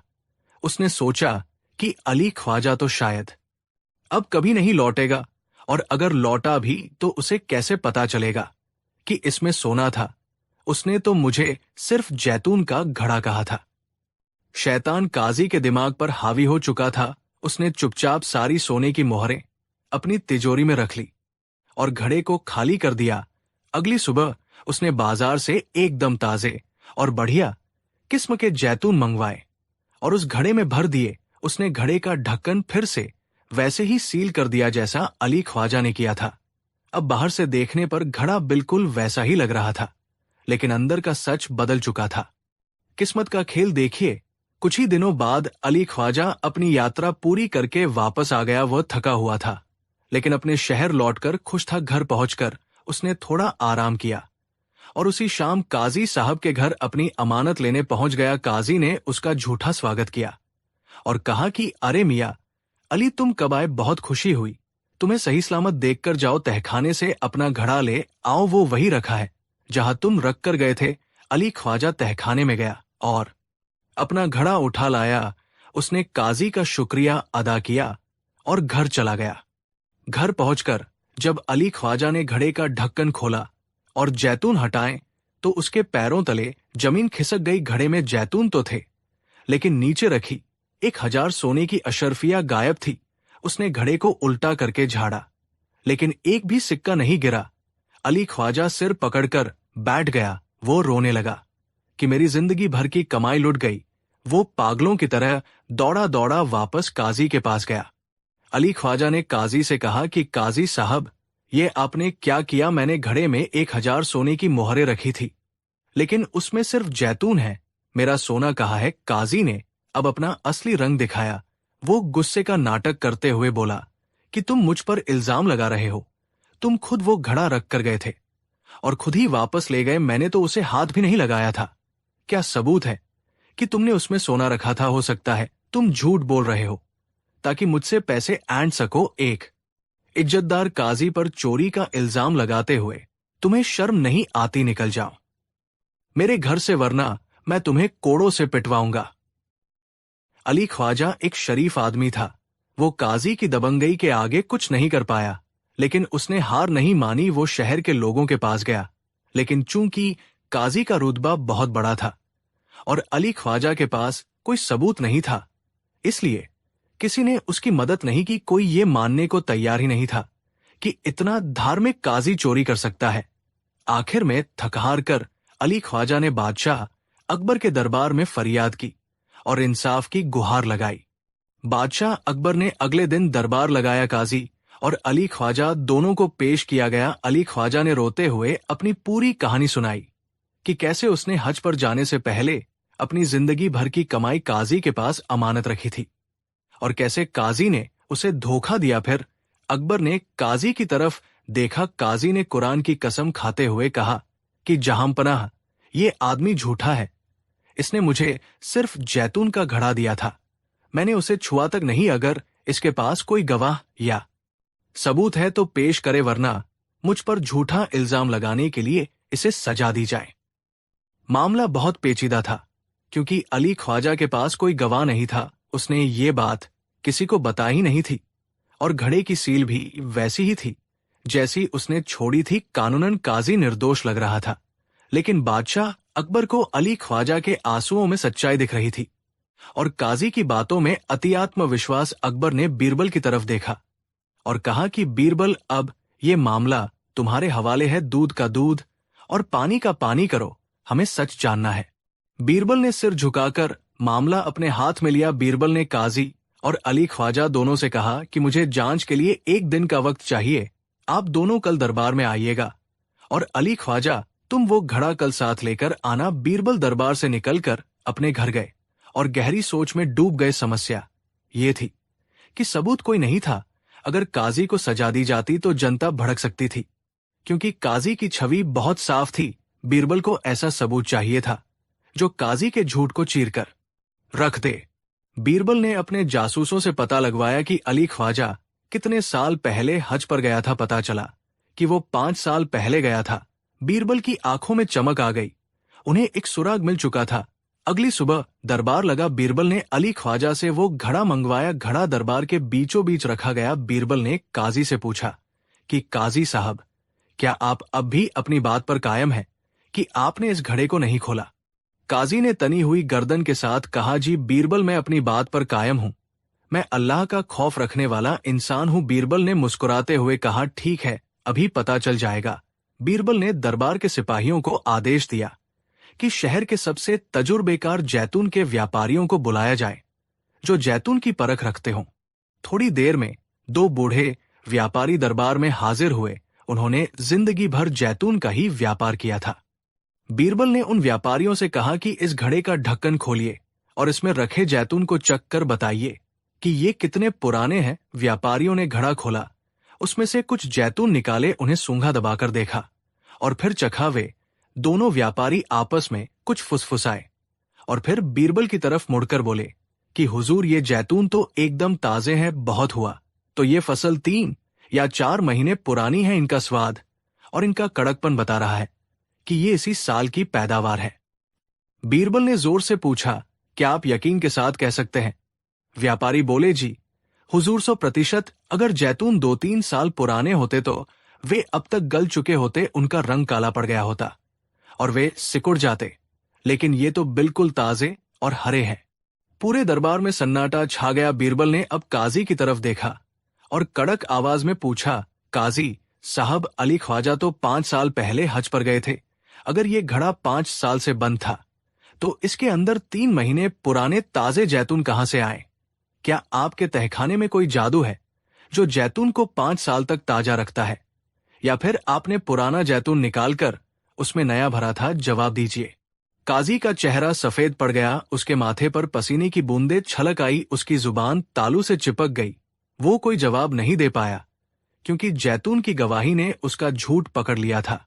उसका मौन ही उसका अपराध स्वीकार था। बादशाह अकबर गुस्से से आग बुला हो उठे। उन्होंने काजी को फटकारते हुए कहा कि लानत है तुम पर, तुमने न सिर्फ एक बुजुर्ग का भरोसा तोड़ा बल्कि न्याय के पवित्र पद को भी बदनाम किया।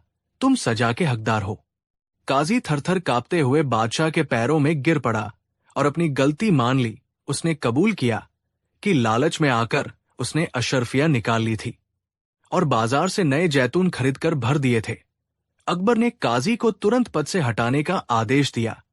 उसे कोड़ों की सजा सुनाई गई और साथ ही हुक्म दिया कि वो अली ख्वाजा की 1000 अशर्फिया तो लौटाए ही, साथ में जुर्माने के तौर पर 500 अशर्फिया और दे। अली ख्वाजा की खुशी का ठिकाना न रहा। उसने बीरबल को दुआएं दी। पूरे दरबार में बीरबल की जय जयकार होने लगी। बीरबल ने न सिर्फ एक गरीब की जमापूंजी वापस दिलवाई थी, बल्कि ये भी साबित कर दिया था कि अपराधी चाहे कितना भी शातिर क्यों न हो, सच की कोई न कोई खिड़की खुली रही जाती है। जैतून जो बेजान थे, उन्होंने गवाही देकर दूध का दूध और पानी का पानी कर दिया। तो दोस्तों, इस कहानी से हमें जिंदगी की बहुत बड़ी सीख मिलती है। पहली और सबसे महत्वपूर्ण सीख यह है कि कभी भी किसी के भरोसे का खून नहीं करना चाहिए। विश्वास कांच की तरह होता है, एक बार टूट जाए तो फिर जुड़ता नहीं, और अगर जुड़ भी जाए तो उसमें दरार हमेशा रहती है। काजी ने चंद सिक्कों के लिए अपना ईमान बेच दिया और बदले में अपनी जिंदगी भर की इज्जत गंवा दी। दूसरी सीख ये है कि लालच बुरी बला है। काजी के पास सब कुछ था, इज्जत थी, दौलत थी, लेकिन और पाने की चाहत ने उसे कहीं का नहीं छोड़ा। इंसान को जो मिला है उसमें खुश रहना चाहिए, क्योंकि हराम की कमाई कभी फलीभूत नहीं होती, वो एक ना एक दिन आपको ले डूबती है। तीसरी सीख ये है कि अपराधी चाहे कितना भी चालाक हो, वो कोई न कोई निशान जरूर छोड़ता है। जैसे काजी ने ताजे जैतून भरकर अपनी होशियारी दिखाई थी, लेकिन वही ताजे जैतून उसके गले की फांस बन गए। सच को छिपाया जा सकता है, लेकिन मिटाया नहीं जा सकता। देर-सवेर वो सामने आ ही जाता है। और आखिरी सीख ये कि मुसीबत के वक्त घबराना नहीं चाहिए। जैसे अली ख्वाजा ने हार नहीं मानी और न्याय के लिए लड़ता रहा।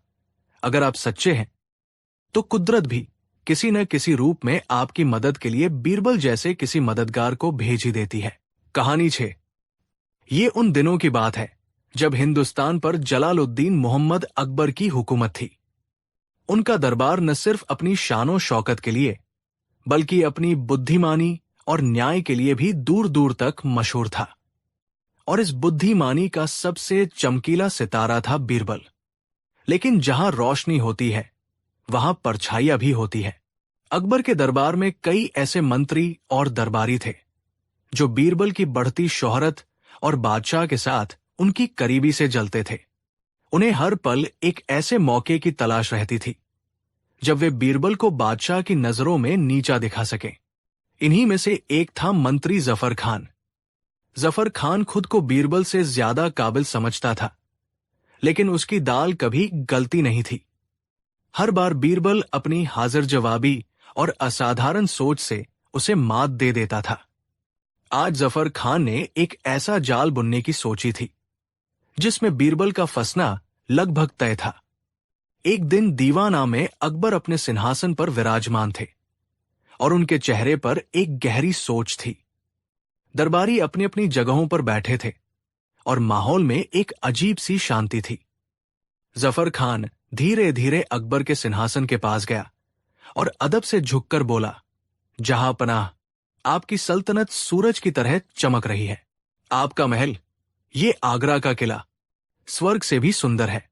मैंने सुना है कि इसे बनाने में दुनिया के सबसे बेहतरीन कारीगरों ने अपना खून पसीना एक कर दिया था।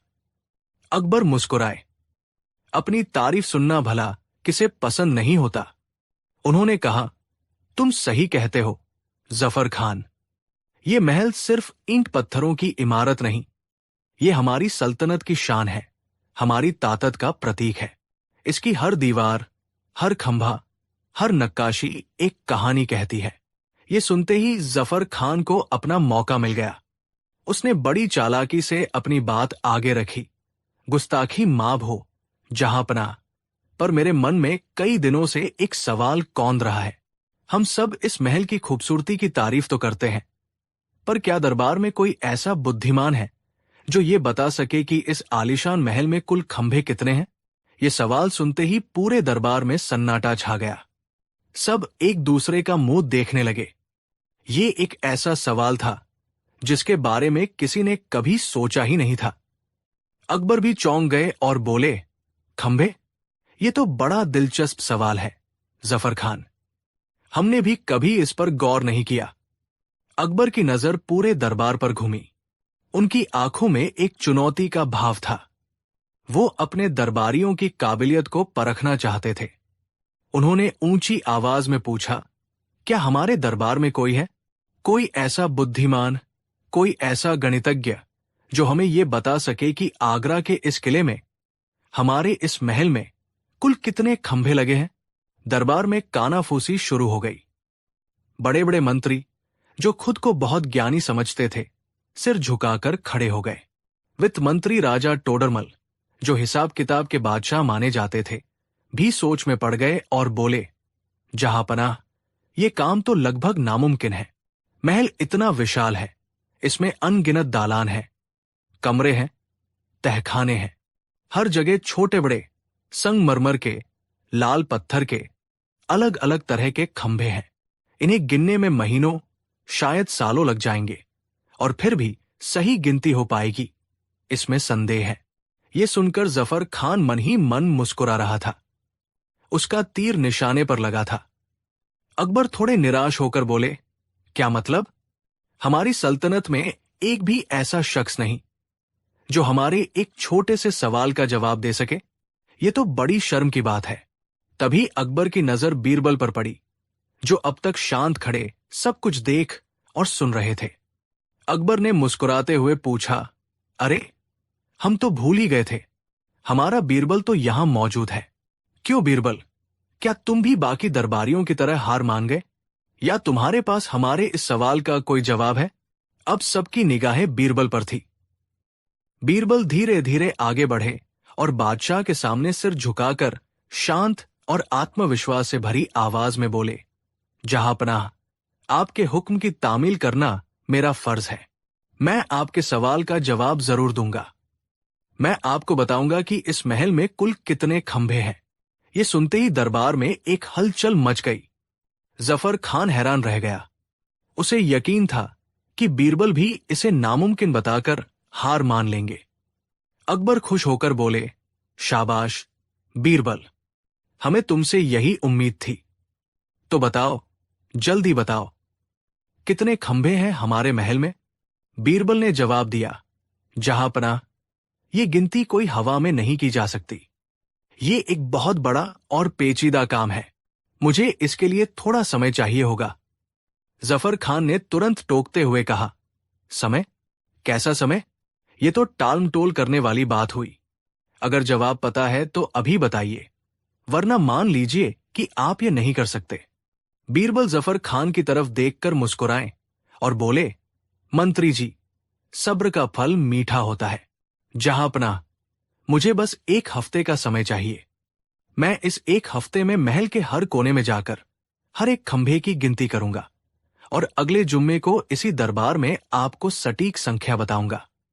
अकबर ने कहा, ठीक है बीरबल, हम तुम्हें एक हफ्ते का समय देते हैं, लेकिन याद रखना, अगर तुम्हारी गिनती गलत निकली या तुम जवाब नहीं दे पाए तो तुम्हें सजा भुगतनी पड़ेगी। बीरबल ने सिर झुकाकर कहा, मुझे आपकी शर्त मंजूर है जहांपनाह। एक हफ्ता बीतने लगा, लेकिन बीरबल ने किया कुछ ऐसा जिसकी किसी को उम्मीद नहीं थी। पहले 2 दिन, फिर 3 दिन, फिर 5 दिन बीत गए। बीरबल ने एक भी खंभा नहीं गिना। वो अपने घर पर आराम करते, किताबें पढ़ते और बागीचे में टहलते रहे, जैसे उन्हें कोई फिक्र ही न हो। ये देखकर जफर खान की खुशी का ठिकाना नहीं रहा। उसे लगा कि बीरबल ने हार मान ली है। वो अकबर के पास पहुंचा और बोला, जहांपनाह, देखिए, आपका चहेता बीरबल आपको धोखा दे रहा है। उसने खंभे गिनने के नाम पर एक हफ्ते की छुट्टी ले ली है और घर पर आराम फरमा रहा है। अकबर को भी थोड़ी चिंता हुई। पूरा हफ्ता बीत गया और दरबार का दिन आ गया। आज दरबार खचाखच भरा हुआ था। हर कोई ये देखने आया था कि बीरबल क्या जवाब देते हैं। जफर खान के चेहरे पर जीत की मुस्कान थी। अकबर के चेहरे पर तनाव था। बीरबल हमेशा की तरह शांत भाव से दरबार में दाखिल हुए। अकबर ने कड़क आवाज में पूछा, बीरबल, तुम्हारा दिया हुआ समय आज पूरा हो गया है। बताओ, हमारे महल में कुल कितने खंभे हैं? और याद रहे, जवाब बिल्कुल सटीक होना चाहिए। पूरे दरबार में खामोशी छा गई। बीरबल ने अपनी जेब से एक कागज का टुकड़ा निकाला और उसे बड़े ही नाटकीय अंदाज में खोला। उन्होंने ऊंची और साफ आवाज में कहा, जहांपनाह और दरबार में मौजूद सभी सम्मानीय सदस्य, आपकी उत्सुकता अब समाप्त होती है।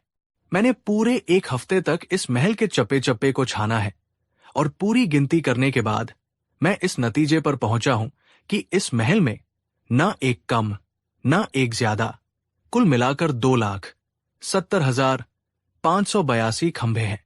ये संख्या सुनते ही दरबार में एक गूंज उठी। जफर खान जोर से हंस पड़ा। हाँ, क्या मजाक है।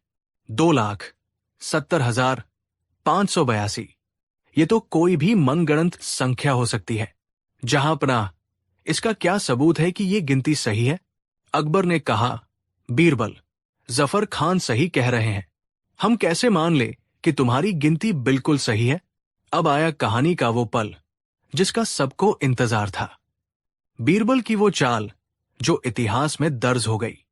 बीरबल जफर खान की तरफ घूमे और मुस्कुराकर बोले, जहांपनाह, मैं तो खुद चाहता हूं कि मेरी गिनती की दोबारा जांच हो, लेकिन इसकी एक छोटी सी शर्त है। कैसी शर्त? अकबर ने पूछा। बीरबल ने कहा, जहांपनाह, शर्त यह है कि अगर कोई मेरी गिनती को चुनौती देना चाहता है तो उसे खुद सारे खंभे दोबारा गिनने होंगे। अगर मेरी बताई संख्या में और उसकी गिनती में एक भी खंभे का फर्क निकला, मतलब अगर मेरी गिनती गलत साबित हुई, तो मैं अपनी गर्दन कटवाने को तैयार हूं। लेकिन अगर दोबारा गिनती करने पर मेरी बताई संख्या ही सही निकली, तो मेरी गिनती पर शक करने वाले शख्स को शाही खजाने में 1 लाख सोने की मोहरें जमा करवानी होंगी, क्योंकि उसने मेरा और पूरे दरबार का कीमती समय बर्बाद किया। ये सुनते ही जफर खान के चेहरे का रंग उड़ गया। उसके माथे पर पसीना आ गया। उसे समझ आ गया था कि वो बीरबल के बुने जाल में बुरी तरह फंस चुका है। बीरबल ने एक ऐसी चाल चली थी जिसका किसी के पास कोई तोड़ नहीं था। बीरबल सीधे जफर खान की आंखों में देखते हुए बोले, तो मंत्री जफर खान जी, आपको मेरी गिनती पर सबसे ज्यादा शक था। मैं आपको ये मौका देता हूं। आप दरबार के कुछ और सदस्यों को साथ लेकर जाइए और गिनती शुरू कीजिए। हम सब आपके नतीजे का इंतजार करेंगे। क्या आप तैयार हैं? जफर खान की बोलती बंद हो गई थी। वो कांपने लगा था। वो हकलाते हुए बोला, नहीं, नहीं, मुझे बीरबल जी की काबिलियत पर पूरा भरोसा है। अगर इन्होंने गिना है तो गिनती सही ही होगी। मुझे कोई शक नहीं है। ये सुनते ही बादशाह अकबर अपनी हंसी रोक नहीं पाए। वो जोर जोर से हंसने लगे। उनके साथ पूरा दरबार भी हंसने लगा।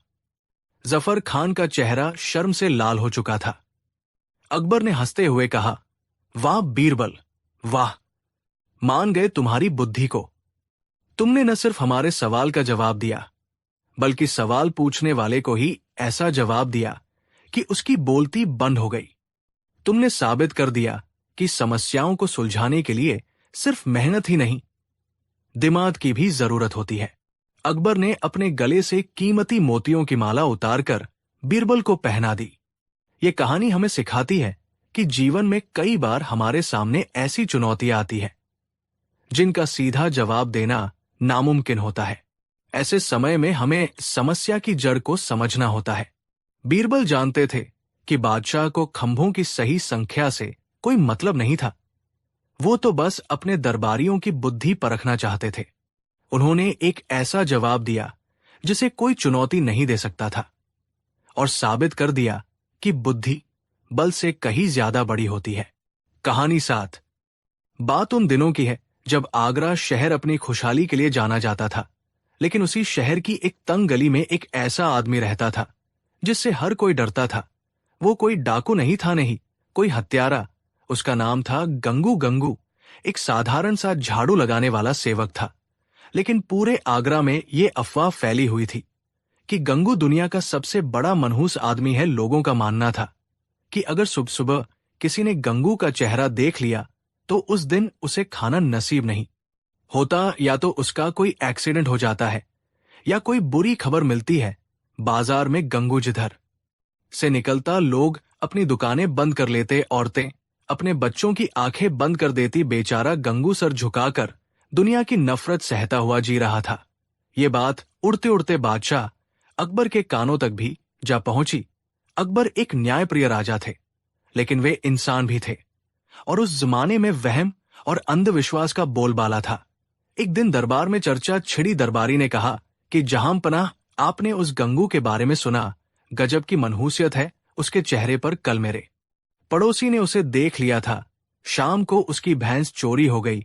मुल्ला दो प्याजा ने कहा कि अरे भैंस छोड़िए, मैंने सुना है वजीर साहब ने उसे देखा था तो सीढ़ियों से गिरते गिरते बचे। अकबर ने हैरानी से पूछा कि क्या वाकई, क्या किसी इंसान का चेहरा इतना अशुभ हो सकता है कि उसे देखने भर से दिन खराब हो जाए? हमें तो ये सब कोरा वहम लगता है। दरबारी ने कहा कि नहीं हुजूर, ये आजमाया हुआ सच है। पूरा आगरा उससे डरता है। अकबर ने जिज्ञासा और अहंकार में कहा कि अगर ऐसा है तो हम खुद इसकी परीक्षा लेंगे। हम देखना चाहते हैं कि क्या वाकई गंगू मनहूस है या ये प्रजा का सिर्फ एक डर है। सिपाहियों, जाओ और उस गंगू को हमारे महल में लेकर आओ।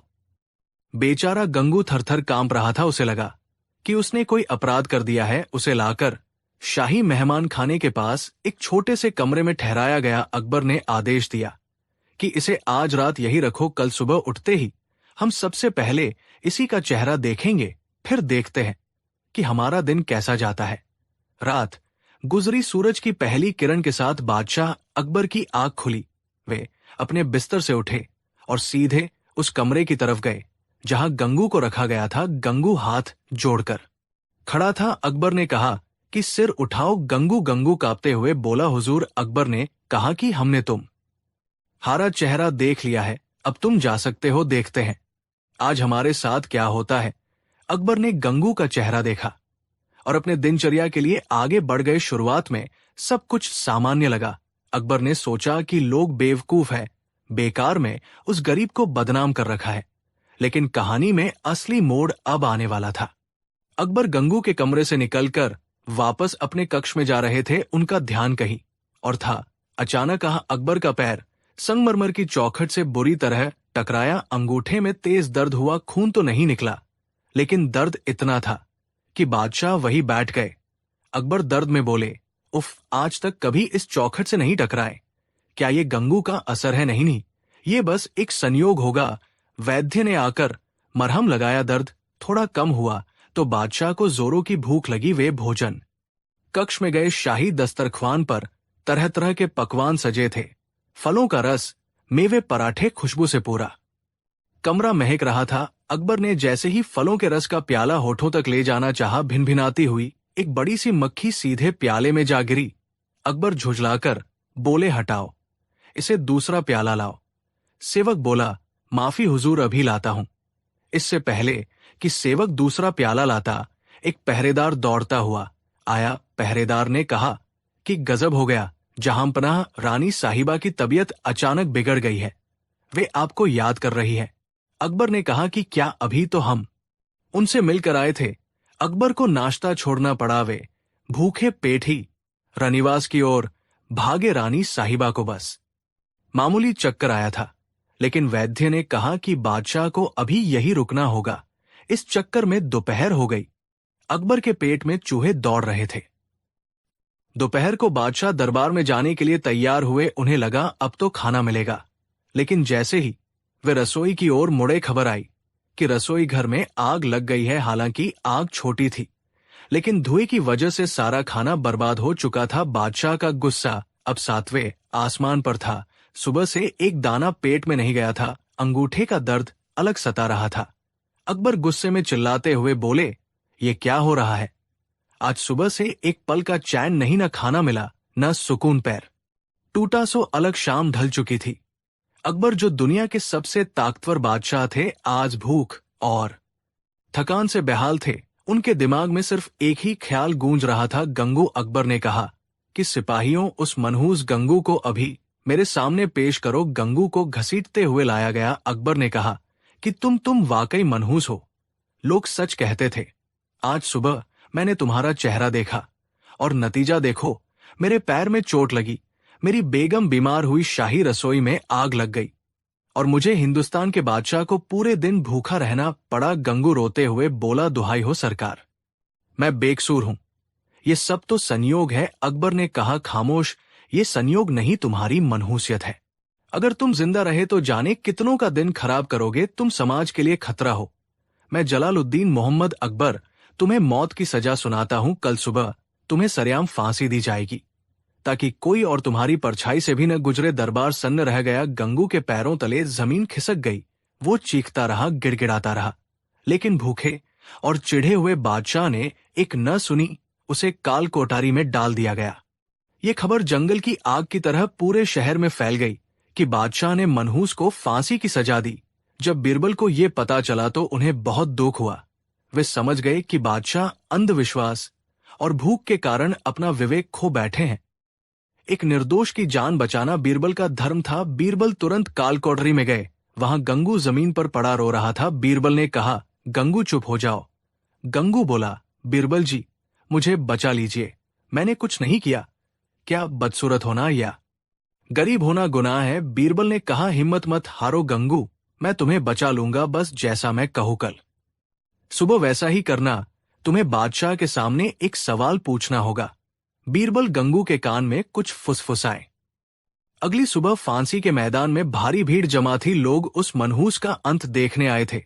अकबर भी वहां मौजूद थे। उनका गुस्सा अब थोड़ा शांत था, लेकिन शाही आदेश बदला नहीं जा सकता था। जल्लाद ने गंगू के गले में फंदा डालने की तैयारी की। जल्लाद ने पूछा, तेरी आखिरी ख्वाहिश क्या है? गंगू ने ऊंची आवाज में कहा, मेरी आखिरी ख्वाहिश ये है कि मैं अपने बादशाह से एक सवाल पूछना चाहता हूं, और मैं चाहता हूं कि पूरी प्रजा उस सवाल को सुने। अकबर ने कहा, पूछो गंगू। मरते हुए इंसान की बात हम नहीं टालते। गंगू ने कहा, जहांपनाह, आपने मुझे मौत की सजा क्यों दी? अकबर ने कहा, क्योंकि तुम मनहूस हो। तुम्हारा चेहरा देखने की वजह से मेरा पूरा दिन बर्बाद हुआ, मुझे चोट लगी और मैं भूखा रहा। गंगू ने कहा, ठीक है हुजूर, आपने मेरा चेहरा देखा और आपका दिन खराब हुआ, आपको खाना नहीं मिला, लेकिन बादशाह सलामत मैंने भी तो कल सुबह उठते ही सबसे पहले आपका ही चेहरा देखा था। गंगू आगे बोला कि आपने मेरा चेहरा देखा तो आपको सिर्फ भूख बर्दाश्त करनी पड़ी और पैर में थोड़ी चोट आई, लेकिन मैंने आपका चेहरा देखा तो मुझे मौत की सजा मिल रही है। अब आप ही इंसाफ कीजिए महाराज, हम दोनों में से ज्यादा बड़ा मनहूस कौन है? किसका चेहरा ज्यादा अशुभ है, मेरा जिसने आपका खाना छीना, या आपका जिसने मेरी जान ही छीन ली? गंगू का यह सवाल किसी तीर की तरह अकबर के सीने में लगा। वो निशब्द हो गए। तर्क इतना सटीक था कि उसका कोई काट नहीं था। तभी बीरबल आगे आए। बीरबल ने कहा, जहांपनाह, बच्चा सच कह रहा है। अगर चेहरे देखने से किस्मत तय होती तो आज गंगू को सबसे बड़ा इनाम मिलना चाहिए था, क्योंकि उसने राजा का दर्शन किया, लेकिन उसे तो मौत मिल रही है। इसका मतलब तो यही हुआ कि इस दुनिया के सबसे बड़े मनहूस आप स्वयं हैं। क्या हमें अब आपको फांसी पर चढ़ा देना चाहिए? अकबर गहरी सोच में पड़ गए और बोले, बीरबल, तुम ठीक कहते हो। अकबर की आंखों से अंधविश्वास का पर्दा गिर चुका था। उन्हें अपनी मूर्खता और क्रूरता का एहसास हुआ। उन्हें समझ आ गया कि दिन अच्छा या बुरा संयोग से होता है, किसी के चेहरे से नहीं। और सबसे बड़ी बात, अपनी झुंझलाहट का इल्जाम किसी गरीब पर लगाना एक राजा को शोभा नहीं देता। अकबर सिंहासन से उठते हुए बोले, जल्लाद रुको, फंदा खोल। दो भीड़ में खुशी की लहर दौड़ गई। अकबर ने कहा, गंगू, हमें माफ कर दो, हम वहम में अंधे हो गए थे। बीरबल ने, और तुम्हारे इस सवाल ने आज हमारी आंखें खोल दी। तुम मनहूस नहीं हो, मनहूस तो हमारी वो सोच थी। बादशाह अकबर ने गंगू को न केवल रिहा किया, बल्कि उसे माफी के तौर पर सोने की 100 मोहरें दी और उसे शाही बागीचे में नौकरी भी दे दी। साथ ही पूरे राज्य में घोषणा करवाई कि आज के बाद किसी को भी मनहूस कहकर अपमानित नहीं किया जाएगा। उस दिन के बाद से आगरा में किसी ने गंगू को देखकर रास्ता नहीं बदला तो दोस्तों, इस कहानी से हमें क्या सीख मिलती है? पहली, ये कि अंधविश्वास कमजोरी है। बिल्ली का रास्ता काटना, छींक आना या किसी का चेहरा देखना, ये सब सिर्फ हमारे मन का डर है। अच्छा और बुरा वक्त सबके जीवन में आता है, उसका किसी और इंसान से कोई लेना देना नहीं होता। दूसरी सीख ये कि तर्क की शक्ति। बीरबल ने सिखाया कि बड़ी से बड़ी मुसीबत को भी सही तर्क और बुद्धिमानी से टाला जा सकता है। और तीसरी ये कि दूसरों को दोष देना बंद करें। जब हमारा दिन खराब होता है तो हम दूसरों को दोष देने लगते हैं, जबकि अक्सर वजह हमारी अपनी लापरवाही या संयोग होता है। आपको ये कहानी कैसी लगी? क्या आपके आसपास भी लोग ऐसे अंधविश्वास मानते हैं? कमेंट करके हमें जरूर बताएं। कहानी 8। ये किस्सा उन दिनों का है जब मुगल सल्तनत का सूरज अपनी पूरी बुलंदी पर था। बादशाह अकबर अक्सर अपने राज्य का हाल जानने के लिए भेष बदलकर प्रजा के बीच जाया करते थे। वे जानना चाहते थे कि उनके वजीर और अधिकारी उन्हें जो खबरें देते हैं उनमें कितनी सच्चाई है और प्रजा असल में उनके शासन के बारे में क्या सोचती है। एक बार गर्मियों के मौसम में बादशाह अकबर और बीरबल भेष बदलकर आगरा से दूर एक गांव के दौरे पर निकले। दोपहर का वक्त था और सूरज आग उगल रहा था। गर्मी और धूल से बेहाल होकर बादशाह अकबर और बीरबल एक पुराने बरगद के पेड़ के नीचे सुस्ताने के लिए रुके। उन्हें बहुत जोर की प्यास लगी थी, लेकिन आसपास कोई कुआं या नदी दिखाई नहीं दे रही थी। तभी उनकी नजर थोड़ी दूर स्थित एक छोटी सी झोपड़ी पर पड़ी। झोपड़ी के बाहर एक बूढ़ा किसान खाट पर बैठकर रस्सी बुन रहा था। उसके चेहरे पर झुर्रियां थी और आंखों में एक अजीब सी चमक थी जो अनुभव से आती है। बादशाह और बीरबल उस झोपड़ी की तरफ बढ़े। बादशाह ने आवाज लगाई कि बाबा, हम राहगीर हैं और बहुत दूर से आए हैं। गला प्यास से सूखा जा रहा है, क्या थोड़ा पानी मिल जाएगा? बूढ़े किसान ने सिर उठाकर उनकी तरफ देखा और बिना कुछ पूछे अंदर गया और एक मिट्टी के घड़े से ठंडा पानी लाकर उन्हें दिया। पानी पीकर बादशाह की जान में जान आई। उन्होंने किसान को धन्यवाद दिया और वही खाट के पास जमीन पर बैठ गए। बातचीत का सिलसिला शुरू हुआ। बादशाह अकबर ने जानबूझकर बातों को राजनीति की तरफ मोड़ा। उन्होंने किसान से पूछा कि बाबा, इस गांव में तो बड़ी शांति लगती है, लगता है आपकी जिंदगी बड़े मजे में कट रही है। किसान ने एक गहरी सांस ली और फिर कड़वाहट भरे स्वर में बोला कि बेटा, शांति तो श्मशान में भी होती है, पर उसे खुशहाली नहीं कहते। तुम परदेसी लगते हो, इसलिए तुम्हें शायद पता नहीं कि हम किस हाल में जी रहे हैं। ये सुनकर अकबर के कान खड़े हो गए। उन्होंने और कुरेदते हुए पूछा कि क्यों बाबा, क्या परेशानी है? क्या राजा के सिपाही आपको तंग करते हैं या फसल अच्छी नहीं हुई? बूढ़े किसान ने अपनी रस्सी बुनना जारी रखा और बोला कि फसल तो धरती मैया की कृपा से ठीक ही होती है, लेकिन ये जो दिल्ली के तख्त पर बादशाह अकबर बैठा है, न उसकी और उसके लालची अधिकारियों की भूख कभी नहीं मिटती। हम दिन भर खून पसीना एक करके अनाज उगाते हैं और शाम होते होते उसका बड़ा हिस्सा लगान के रूप में छीन लिया जाता है। सुना है बादशाह अकबर खुद को गरीबों का मसीहा कहता है, लेकिन उसे क्या पता कि उसके राज में गरीबों के मुंह से निवाला छीना जा रहा है। उसके अधिकारी भ्रष्ट है और वो अपने महल में ऐशो आराम में डूबा हुआ है। उसे हमारी सुध लेने की फुर्सत कहाँ है? ये सुनकर बादशाह अकबर का चेहरा गुस्से से लाल हो गया। अपनी ही प्रजा के मुंह से अपनी ऐसी बुराई उन्होंने कभी नहीं सुनी थी। दरबार में तो सब उनकी तारीफों के पुल बांधते थे। वे जहां पनाह और जिल्लेलाही सुनने के आदी थे। अकबर का अहंकार जाग उठा, लेकिन उन्होंने खुद पर काबू पाया और सोचा कि शायद ये बूढ़ा अज्ञानी है, इसे समझाना चाहिए। अकबर ने अपनी आवाज थोड़ी सख्त करते हुए कहा कि लेकिन बाबा, हमने तो सुना है कि बादशाह अकबर ने कई कर माफ कर दिए हैं और वो न्यायप्रिय है, शायद आपको गलतफहमी हुई है। किसान ने तपाक से जवाब दिया कि गलतफहमी कैसी गलतफहमी? बेटा, जिसका पेट खाली होता है उसे कोई गलतफहमी नहीं होती। न्यायप्रिय राजा वो होता है जिसके राज में कोई भूखा न सोए। यहां तो वजीर के कुत्ते भी दूध पीते हैं और हमारे बच्चे छाछ को तरसते हैं। अगर बादशाह को असलियत पता नहीं है तो ये उसका सबसे बड़ा गुनाह है। राजा का काम सिर्फ तख्त पर बैठना नहीं होता, अपनी प्रजा का दर्द समझना भी होता है। अगर वो अंधा बना बैठा है तो धिक्कार है ऐसे राजा पर, और धिक्कार है ऐसी सल्तनत पर। अब अकबर से बर्दाश्त नहीं हुआ, उनके सब्र का बांध टूट गया। एक मामूली किसान की ये मजाल कि वो शहंशाह हिंद को धिक्कारे। अकबर ने गुस्से में झटके से अपनी पगड़ी उतारी और अपना असली शाही लिबास दिखाया, जो उन्होंने ऊपर से ढके हुए साधारण कपड़ों के नीचे पहना था। उन्होंने गरजते हुए कहा कि ऐ बदजुबान बूढ़े, अपनी आंखें खोल और देख, तू किसके सामने खड़ा है। मैं ही हिंदुस्तान का बादशाह जलालुद्दीन मोहम्मद अकबर हूं, और तूने अभी अभी मेरे ही मुंह पर मेरी तौहीन की है। ये राजद्रोह है और इसकी सजा सिर्फ मौत है। किसान एक पल के लिए चौंक गया। उसने गौर से अकबर को देखा, लेकिन हैरानी की बात यह थी कि उसके चेहरे पर डर का नामोनिशान नहीं था।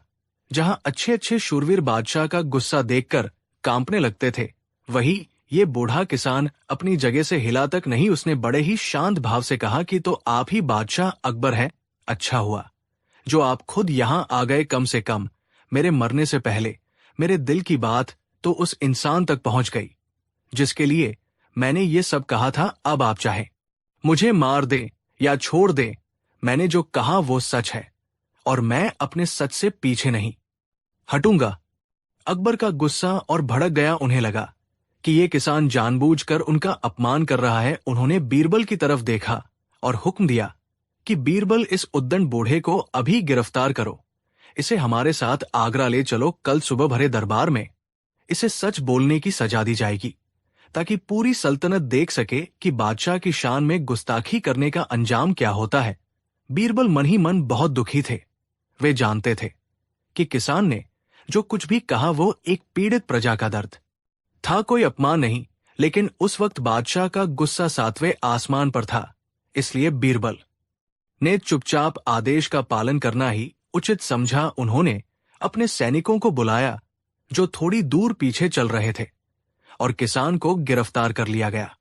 अगली सुबह आगरा के किले में दरबार लगा हुआ था। खबर पूरे शहर में फैल चुकी थी कि एक किसान ने बादशाह को बुराबला कहा है और आज उसे सजाए मौत दी जाएगी। दरबार खचाखच भरा था। वजीर और दरबारी इस तमेश को देखने के लिए उत्सुक थे।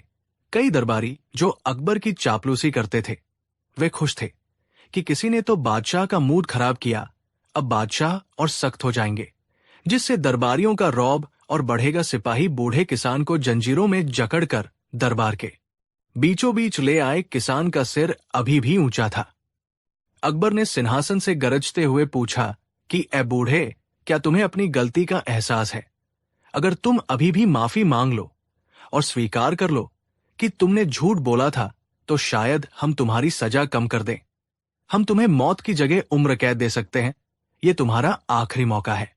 पूरा दरबार सन्न रह गया। सबको लगा कि अब ये किसान पैरों पर गिरकर गिड़गिड़ाएगा और जान की भीख मांगेगा, क्योंकि जान सबको प्यारी होती है। लेकिन किसान ने जो जवाब दिया, उसने सबके होश उड़ा दिए। किसान ने निडर होकर कहा कि बादशाह, सलामत माफी वो मांगता है जिसने कोई गुनाह किया हो। मैंने तो सिर्फ अपना और अपने गांव का हाल बयान किया था। अगर सच बोलना गुनाह है तो मुझे ये गुनाह कबूल है, और रही बात झूठ बोलने की, तो जान बचाने के लिए झूठ बोलने से बेहतर मैं सच बोलकर मरना पसंद करूंगा।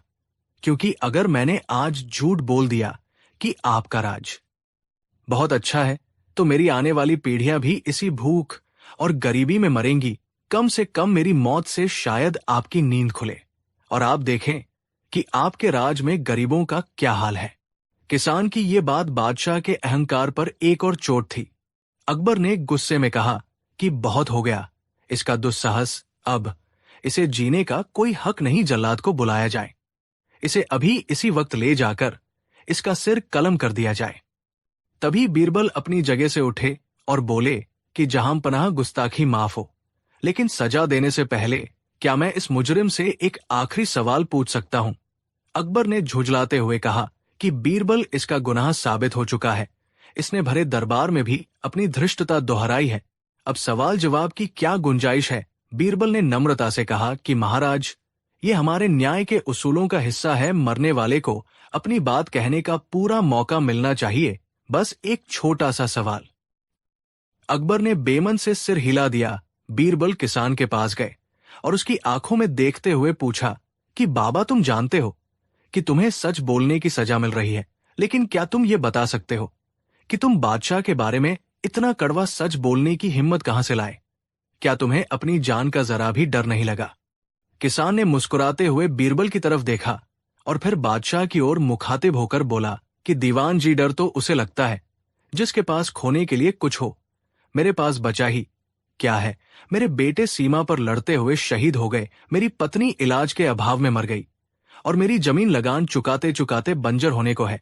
जब इंसान के पास उम्मीद ही न बचे तो डर कैसा? और रही बात हिम्मत की, तो मैंने सोचा कि बादशाह को तो दिन रात मीठा झूठ बोलने वाले बहुत मिलते होंगे जो उनकी झूठी तारीफ करके अपना घर भरते हैं, लेकिन कोई तो ऐसा होना चाहिए जो उन्हें आईना दिखाए, जो उन्हें बताए कि उनके चेहरे पर दाग है, ताकि वे उसे साफ कर सकें।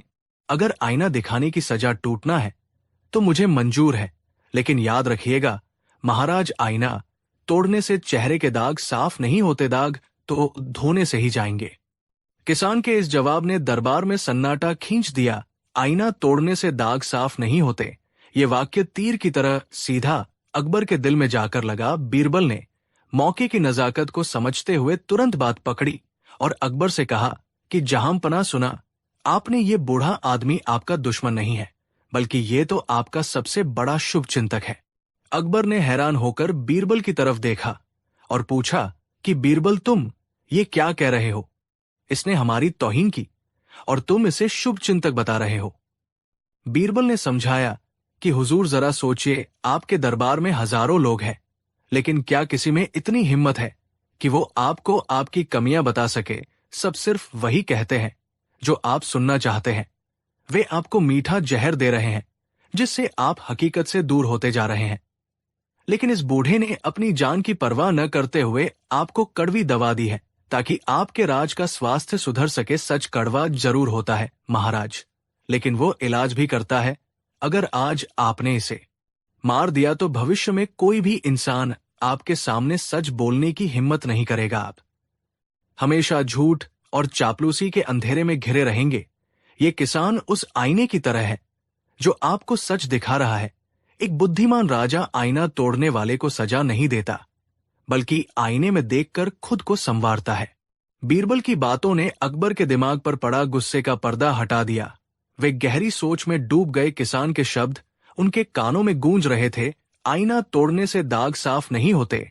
अकबर ने महसूस किया कि उनका अहंकार उन्हें अंधा बना रहा था।